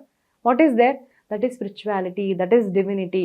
సో ఫస్ట్ థింగ్ మనం ఏం అర్థం చేసుకోవాలి అంటే, గురువులు, స్పిరిచువల్ పీపుల్ ఎవరైతే ఉంటారో వాళ్ళు సమాజానికి ది బెస్టెస్ట్ థింగ్ ఇస్తున్నారు. దొంగతనం, క్రైమ్, రేప్, మీరు ఏదన్నా చూడండి, ఛాలెంజింగ్గా చెప్తున్నాను నేను. స్పిరిచువాలిటీలో వాళ్ళు వచ్చారు అంటే వాళ్ళందరినీ నేను మాన్పించేస్తాను. నేను ఛాలెంజింగ్గా చెప్తున్నాను. But they have to practice. వచ్చి ఒకసారి వినంగానే మాకు తెలుసు అంటే కాదు. భాగవతం, రామాయణం నాకన్నా మేబీ చాలా మందికి బాగా తెలిసి ఉండొచ్చు, నాకన్నా బాగా అందరికీ శ్లోకాలు తెలిసి ఉండొచ్చు. ఉదాహరణకు చెప్పాలి అంటే, ఇప్పుడు రంగరాజన్ గారిని కొట్టిన మనిషి ఉన్నాడు కదా, ఆయన ఏమేమో చెప్పాడు, నాకేం తెలీదు, నాకేం పెద్ద శ్లోకాలు కూడా రావు. బట్ నేను చదివిన జ్ఞానము ఆ మనిషికి లేదు, రామరాజ్యం అంటున్న మనిషికి లేవు. So practice is more important, not what you know. So practice చేయడం వల్ల మా అలాంటి గురువుల్లో ఆ తేజస్సు అనేది వస్తుంది, first thing. Second thing is, ఆయన ఎందుకు అక్కడికి వచ్చాడు అంటే, తన నోట్తో తను చెప్పాడు అనమాట, పేరెంట్స్ బాగా లేరు. సో వెంటనే ఒక ఫేమస్ యూట్యూబర్, ఇక్కడ ఆవిడ పేరు చెప్పాను కానీ పెట్టారు, తల్లిదండ్రులని ఇలాంటి మాట అంటున్నాడు అనేసి. బట్ నేను పర్సనల్గా చెప్తున్నానండి, ఇప్పటి సమాజంలో చాలామందికి బాధ కలిగినా పర్వాలేదు, చాలా బ్యాడ్ తల్లిదండ్రులు ఉన్నారండి. Bad parenting. ఎందుకు కంటారు అంటే, వాళ్ళలో ఉన్న స్ట్రెస్ వాళ్ళ మీద తీయడానికి. మనం ఒకరిని కన్న తర్వాత ఆ పిల్లవాడు సృష్టిలోకి మీరు తీసుకొచ్చిన తర్వాత తనకు నీడ్స్ ఏమి ఇస్తున్నారు? బట్టలు ఇస్తున్నాగా, స్కూల్ పంపిస్తున్నాగా, పెద్ద స్కూల్లో వేసామంటే కాదు. Every child has emotional need. Child కాదు, మనకు కూడా ఉంటాయి. ఇప్పుడు నాకు బాధ వేస్తే ఎవరికి చెప్పాలనిపిస్తుందండి, మీకు వేయదా? ఉంటుంది కదా, ఎవరన్నా పర్సన్ చెప్పుకుంటే బాధ తగ్గుతుందనే ఫీలింగ్ ఉంటుంది కదా. ఫస్ట్ థింగ్ అదే, అమ్మ నాన్న దగ్గరికి వెళ్ళి, నాకు తెలిసి కొడుకున్నా కూడా బాధ వేస్తే అమ్మ దగ్గరికి వెళ్ళి మనం వాటేసుకొని అమ్మ అని ఏడ్చేస్తాం, పెద్దగా ఉన్నా కూడా. That is emotional need. ఆ సమయాన్ని మీరు కేటాయించకుండా మీరింట్లో గొడవ పడుతూ, అండ్ పిల్లలు ఏమన్నా చేస్తుంటే కూడా చాలామంది అండి ఎలాగ మాట్లాడతారంటే, నువ్వేం చేయలేరా, ఏం చేస్తున్నావు, వేస్ట్, నువ్వు ఎప్పటికీ సక్సెస్ఫుల్ అవ్వలేవు, ఇలాగా మానసికంగా వేధించి చంపే పేరెంట్స్ చాలామంది ఉన్నారండి. తర్వాత కొంతమందికి ఇబ్బంది వస్తుంది. మీకు ఎప్పుడన్నా ఇబ్బంది వచ్చినప్పుడు మనం ఎవరి దగ్గరికి వెళ్తాం? అమ్మ నాన్న దగ్గరికి వెళ్తాం. నాకు ఇబ్బంది వచ్చినప్పుడు నేను మా అమ్మ నాన్నతో చెప్పుకోలేకపోతున్నాను అంటే ఏదో అమ్మ నాన్నలో లోపం ఉంది. వాళ్ళు మీకు ఆ నమ్మకాన్ని, ట్రస్ట్ని, మీకు ఆ సపోర్ట్ని ఇవ్వలేకపోవడం వల్ల ఏమవుతుంది, మీరు అమ్మ నాన్న దగ్గరికి వెళ్ళట్లేదు. అప్పుడు ఏమవుతుంది, మీరు తప్పుడు మనుషుల చేతిలో పడిపోతారు, ట్రాప్లో పడిపోతారు, తప్పుడు విషయాలు జరిగిపోతాయి. అప్పుడు ఏమంటారు అంటే, పిల్లవాడు ఇలా చేశాడు, ఆడపిల్ల ఇలా చేసింది అంటారు. But what is the reason? నేను కోవిడ్ తర్వాత చాలా క్రిమినల్ స్టోరీస్ కూడా చూశానండి. And with good study I'm telling you, ఒక క్రైమ్ జరిగింది అంటే దానికి ఎక్కడో బీజం చైల్డ్హుడ్లో ఉంటుంది. అమ్మ నాన్న గొడవలు, చిన్నప్పుడు ప్రాస్టిట్యూషన్ చూడడము, చిన్నప్పుడు అంటే చాలా బాధలు పడడము. చాలా ఇప్పుడు సైకోలు కూడా మాక్సిమం వీళ్ళే సైకోలు. మీరు చూడండి, parenting has very very very very important role, చాలా ఇంపార్టెంట్. మీరు ఒక జీవాన్ని సృష్టిలో తీసుకొచ్చినప్పుడు మీరు వాళ్ళకు డబ్బు, బట్టలు కాదు, ఫస్ట్ ఎమోషనల్ సపోర్ట్ ఇవ్వాలి, నమ్మకాన్ని ఇవ్వాలి. సింపుల్ థింగ్ చెప్పాలి అంటే, a family is not a group of people living together. A family is group of people living together, trusting each other and supporting each other to grow. దీన్ని family అంటారు. Just తోడుగా ఉంటున్నా అంటే family ఎట్లా అవుతారండి? నాకు ఏదైనా ప్రాబ్లం వచ్చినప్పుడు నేను మా అమ్మ నాన్నతో వెళ్ళి చెప్పగలగాలి. ఒక అమ్మాయిని చూశానండి, ఒక అమ్మాయి వచ్చి, అక్క నాకు ఇట్లా అబ్బాయిలు వెంట పడుతుంటే నేను మా అమ్మ నాన్నతో చెప్తే నువ్వే ఏదో చేసుంటావు, నువ్వెందుకు వెళ్ళావు, నీ వెంట ఎందుకు పడ్డాడంటే నేను ఎవరితో చెప్పాలమ్మా అని ఏడుస్తుంది నా దగ్గర. నేనేం చెప్పాలి? ఇంకో ఉదాహరణ, చిన్న బాబండి వాళ్ళు అలా కూర్చున్నాడు, క్లాస్లోకి వచ్చేసి ఏడుస్తున్నాడు, వణికిపోతున్నాడు ఇలాగా. నేను దగ్గర తీసుకొని ఏమైంది నాన్న అంటే, నాకు కింద పడ్డాను నేను, దెబ్బ తాకింది, ఇప్పుడు మా నాన్న కొడతారు అని అంటున్నాడు. I was shocked. పిల్లవాడికి దెబ్బ తాకితే నాన్నకు చెప్తే నాన్న తిడతాడంట, కొడతాడంట, నీకు ఎందుకు దెబ్బ తాకింది. నేను నాన్న తిడతాడా అంటే, అవును నీకు ఎందుకు దెబ్బ తాకింది, నువ్వు ఎందుకు అక్కడికి వెళ్ళామని తిడతారని వణికిపోతున్నాడు చిన్న బాబు. ఐ థింక్ 8-10 years ఉంటాడు. అంటే what kind of treatment that father would have given you, tell me. ఇలా నేను చాలా మందిని చూశాను. ఎంతోమంది పిల్లలండి, ఇప్పుడు మన చిన్నజీర స్వామి ఆశ్రమంలో కూడా కంటారు, బయట పడేసి వెళ్ళిపోతారు. కన్నడమే తల్లిదండ్రులు అంటారండి, కాదు. కన్నడం వరకు తల్లిదండ్రులు కాదు. చాలామంది ఇప్పుడు నాకు టాంట్ చేస్తారండి. నాకు మా ఫ్యామిలీలోనే కొంతమంది ఏమంటారంటే, మాకు పిల్లలు ఉన్నారు, నీకు పిల్లలు లేరు, పిల్లలు ఉంటే అర్థమవుతుంది. సో ఇప్పుడు మేమైనా మంచి చెప్పామనుకోండి, బయట సమాజం అంతా వింటుంది. కానీ ఇంట్లో చెప్తే ఏమవుతుందంటే, నీకు పిల్లలు ఉంటే అర్థమవుతుంది, పిల్లలు లేకుండా నీకు అర్థం కాదు, పిల్లలు ఉండడం వేరే, ఒక మదర్ ఉండడం వేరే, మా పిల్లలకి నువ్వు మదర్ అవ్వాలని ట్రై చేయకు, ఇట్లా మాట్లాడతారు. సో నేను బ్రహ్మచర్యం నాకు నేనుగా యాక్సెప్ట్ చేసుకున్నాను కాబట్టి నాకు బాధ లేదు. నాకు పెళ్ళి కాలేదు, పిల్లలు పుట్టలేదు అన్నది కాదు కదండి. కానీ నాకు ఎప్పుడు అనిపించలేదు నాకు పిల్లలు లేరు అని. కానీ నువ్వు నా పిల్లల్ని చూసి ఈర్షపడుతున్నావు, మా పిల్లలకి తల్లి ఇవ్వడం ట్రై చేస్తున్నావు, మాకు అడ్వైజ్లు ఇవ్వకు అంటారు కదా, అది బాధేసి నేను ఇప్పుడు కూడా ఒకసారి ఏడుస్తాను అనమాట. కానీ గుడ్ థింగ్ ఏంటిదంటే, గుడ్ సైడ్ చూస్తే సమాజం అందరూ కూడా పిల్లలు పుట్టి మా ఒడిలో పెడతారు, అమ్మ మీరు ఆశీర్వదించండి, పెళ్ళిళ్ళు చేసుకున్నా కూడా మా దగ్గర ఆశీర్వదిస్తారు. కానీ దగ్గర వాళ్ళకి ఆ ఇంపార్టెన్స్ ఉండదు. సో నేను ఎప్పుడు ఎలా భావిస్తాను అంటే, నన్ను 10 మంది అమ్మ అని పిలుస్తారు, నేను ఎవరిని కనలేదు కదండి. సో మేము ఏం ప్రసాదిస్తున్నాము, జ్ఞానాన్ని ప్రసాదిస్తున్నాం కాబట్టి మేము తల్లిని అయ్యాము. అలాగా గురువులు ఎవరైతే ఉంటారో, తల్లి తండ్రి కన్నా చాలా గొప్ప స్థానం గురువుది ఉంటుందండి. నాకు తెలుసు, నేను ప్రవచనంలో ఫస్ట్ మాతృదేవో భవ, పితృదేవో భవ, ఆచార్య దేవో భవ అంటాను. కానీ కలియుగంలో చూస్తే అన్ని తల్లిదండ్రులు మంచివాళ్ళు కాదు. There are many many many abusive parents. So అబ్బాయి తీసుకున్న నిర్ణయం ఏంటిదంటే, వైరాగ్యం కలిగింది, సపోర్ట్ లేదు. ఎంత చదువుకున్నాడు, ఒక సపోర్ట్ ఉండాలి కదండి. So he was into depression. అప్పుడు గుడ్ థింగ్ ఏంటిది అంటే, తనకు చిన్నప్పటి నుంచి ఉన్న సంస్కారం వల్ల తను దైవ భక్తి, ఫైనల్లీ ఏంటిది ఇంత భక్తి. ఇప్పుడు నేను నా ఉదాహరణ చెప్పాలంటే, నాకు బ్యాక్ పెయిన్ వచ్చేదండి, నాకు సర్జరీ అయిందనమాట 2 sides. స్కూల్లో ఉన్నాను. సో నాకు హెల్త్ బాగాలేదు, ఫ్యామిలీ ఉంది, మనీ ఉంది, అంతా ఉంది. ఎందుకు నాకు ఇంత బాధ, అసలు నేను ఎందుకు ఇక్కడ పుట్టాను అన్నది ఆత్మ విచారణ అనేది నాకు ప్రారంభమైందనమాట. వై ఐఎమ్ హియర్, నాకే ఎందుకు పెయిన్ వస్తుంది, నేను ఎందుకు మరి పుట్టాను, నా ప్రాబ్లంకి సొల్యూషన్ లేదా, ఏడ్చేదాన్ని చాలా. అప్పుడు ఏమవుతుంది అంటే, కొంచెమన్నా మన భక్తి సంస్కారం ఉంటే మన జర్నీ ఇన్వర్డ్ స్టార్ట్ అవుతుంది. నేనెవరు అనేది. చెడుగా ఉన్నాం అనుకోండి, అబ్బా నాకెందుకు ఈ బాధ, అప్పుడు అడిక్షన్లోకి వెళ్ళిపోతాం మనము. ఏదన్నా చెడు చూడడము, బయట చెడు ప్రసంగాలు చేయడం కానివ్వండి, ఏదో ఒకటి తప్పుడు అడిక్షన్స్ అనేవి వస్తాయి. ఎందుకంటే మనం ఆ బాధని దూరం చేసుకోవాలనుకుంటున్నాము. సో భక్తి సంస్కారం వల్ల ఉండడం వల్ల ఏమైందంటే, నేను దీనికి అడిక్ట్ అయ్యాను, కృష్ణకి అడిక్ట్ అయ్యాను అనమాట. సో సిమిలర్లీ అబ్బాయి కూడా మంచి మార్గంలోకి వచ్చాడు. సో తను చేసే చాలా గొప్ప సేవ. అందరికి ఫైనల్ తను ఏం చెప్తున్నాడు అంటే, సంసారాలు ఏముందండి, ఇంత చదువుకున్నాడు, it's a good example actually. మీ పిల్లవాడు ఐఐటి అయితే మీకు సంతోషాన్ని ఇవ్వడు. ఇప్పుడు అబ్బాయి ఐఐటి ఎందుకు అయ్యాడు, పేరెంట్స్ ఫోర్స్ వల్ల. నేను ఇంటర్మీడియట్లో చదువుకునేటప్పుడు ఒక అమ్మాయి ఉండదండి, అమ్మాయి ఏడ్చేది, షీ గాట్ మెడిసిన్ సీట్, కానీ రోజు ఏడ్చేది అమ్మాయి, శిల్పా ముజే నహీ కర్నా యార్, ముజే కర్నా నహీ హై మెడిసిన్. సో నేను ఇంత బాగా చదువుకుంటావు కదా అంటే, ఐ వాంట్ టు, నాకు ఎంపీసీ అంటే ఇష్టము, కానీ మా ఫ్యామిలీలో అందరు డాక్టర్స్ కాబట్టి నువ్వు డాక్టర్ అవ్వని నాకు ఫోర్స్ చేస్తున్నారు అని 2 years ఏడ్చుకుంటూ అమ్మాయి చేసింది. Do you think she is happy no? తన మనసు చనిపోయింది. పేరెంట్స్ సోల్ లేదు అక్కడ. సో పేరెంట్స్ ఏం చేస్తారు అంటే, నేను ఇంజనీర్ అవుదాం అనుకున్నాను, నా కళ నువ్వు పూర్తి చేయాలి, నేను ఇలా అవుదాం అనుకున్నాను, నా కళ నువ్వు పూర్తి చేయాలి. సో ఇలాంటి పేరెంట్స్ చాలామంది ఉన్నారు, నా దగ్గరికి వస్తారు, అమ్మ మా పిల్లవాడు ఇలా చేస్తున్నాడు, అలా చేస్తున్నాడు. నేను ఎప్పుడు అంటాను, అది ఇంజనీరింగ్ డాక్టర్ ఒకటే కాదండి life. Is this not life? ఒక ఛానల్ నడుపుతున్నారు, కొంతమంది యాక్టింగ్లో వెళ్తారు, డైరెక్టర్స్ అవుతారు, కెమెరామ్యాన్గా అవుతారు, ఆర్టిస్ట్ అవుతారు. నేను ప్రవచనకర్త లేకుంటే 1000% నేను డాక్టర్తో పాటు ఒక ఆర్టిస్ట్, ఒక డాన్సర్ అయ్యేదాన్ని. దేవతలు, దేవుళ్ళు అందరూ కూడా దేవాలయంలో మనకి దర్శనం ఇస్తారు. కానీ శివుడు ఒక్కడే మనిషి చనిపోయిన తర్వాత మన దేహానికి తోడుగా శ్మశానంలో కూడా ఉంటారు అని అంటూ ఉంటారు. దీని గురించి ఒకసారి మాకు వివరించండి. అవునండి, అంటే శివతత్వం అట్లాంటిది అనమాట. ఇప్పుడు కృష్ణ పరమాత్మ ఉండడం అన్నది కాదు. ఎందుకంటే మనం ఇప్పుడు దేవి భాగవతము ఇవన్నీ చదివినా కూడా అసలు అందరూ ఒకటే అంటారు, ఒకటే పరమాత్మ విభిన్న రూపాలు ధరించి పనిచేస్తున్నాడు అంటారు. కాబట్టి శివుడు ఇవన్నీ వేరే కాదు. కానీ శివతత్వం, శివస్వరూపం ఎట్లాంటిది అంటే ఆయన ఎప్పుడు కూడా సాధన చేస్తూ అందరికీ దూరంగా ఉంటారన్నమాట. ఇప్పుడు హిమాలయం మీద ఉంటాడు, కృష్ణుడు రాముడు అనగానే వాళ్ళకు ఒక ప్యాలెస్ కావాలి, వాళ్ళ రూపం అట్లాంటి, వాళ్ళ లీల అలాంటిది అనమాట. ఈయన లీల ఎలాగా ఉంటుందంటే ఎవరినైతే సమాజం త్యాగం చేసిందో అలాంటి వాళ్ళని స్వీకరిస్తారు. ఉదాహరణకి పాములు, మనం పాములు అంటే భయపడతాం, దాన్ని ధరిస్తాడు.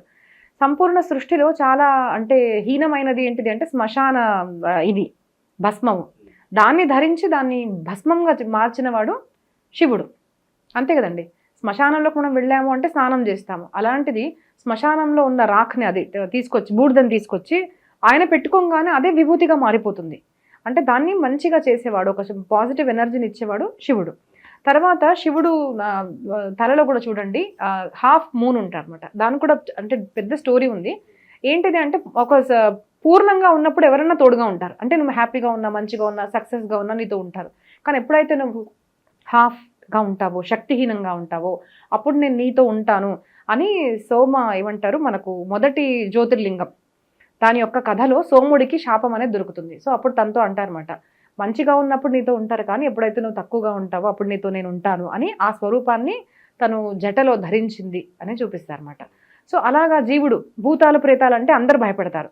ఒకసారి భూత ప్రేతాలు అందరు వచ్చి, స్వామి మరి మాకు ఎవరు దేవుడు లేరు కదా, అందరికి దేవుళ్ళు ఉన్నారు, మరి మాకైతే ఎలాగ దేవుడు అంటే నేను మీతో ఉంటాను అనేసి భూత ప్రేతాలకు కూడా దేవుడు అనేసి చెప్తుంటారు. సో ఆయన అందుకోసము ఎక్కడైతే అంటే ఆ స్వరూపం ఎట్లాంటిది అంటే ఎవరినైతే మీరు సమాజంలో భయపడతారో అలాంటి దగ్గర నేను ఉంటాను. ఇప్పుడు గులాబ్ పువ్వు అనుకోండి, కృష్ణుడు రాముడు పెడతాం, ధతూర ఎవరికైనా ఇష్టం అండి, కానీ ధతూర అని కూడా నేను స్వీకరిస్తాను. సో అట్లాంటి ఫార్మ్ ఆఫ్ గాడ్ అనమాట. చాలా విలేజెస్లో అమ్మ తవ్వగానే విగ్రహాలు వస్తూ ఉంటాయి. వాళ్ళ భావన ఏంటంటే దేవుడు ఇక్కడే స్వయంగా వెలిచాడు, సో అక్కడ గుడి కడుతూ ఉంటారు. అండ్ అలా కాకుండా కొంతమంది గుడి కట్టాలన్నప్పుడు విగ్రహం తెచ్చి ప్రతిష్ఠ చేస్తూ ఉంటారు. అసలు ఈ స్వయంగా వెలవడం అంటే ఏంటమ్మా? స్వయంగా వెలవడము అంటే అక్కడ ఏదో ఇప్పుడు మన జ్యోతిర్లింగాలు కూడా మీరు గనక చూస్తే ఎక్కడైతే అసలు ఏమీ లేదో, అంటే చిహ్నం కూడా లేదో, అక్కడ సడన్గా ఆయన వెలిచడం అనేది జరుగుతుంది.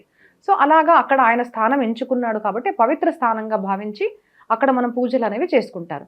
సో వెలిసిన దేవుడు, స్థాపించిన దేవుడు, వెలిసిన దేవుడికి ఎక్కువ మహాత్మ్యం ఉంటుంది, మనము స్థాపించిన దేవుడు తక్కువ, ఎందుకంటే మనం దాన్ని ఆకారం ఇచ్చాం. కానీ ఇది ఆయన స్వయంగా ఒక ఆకారం తీసుకొని వచ్చాడు కాబట్టి దానికి మహాత్మ్యం ఎక్కువగా ఉంటుంది అనమాట. Thank you so much for the wonderful words madam.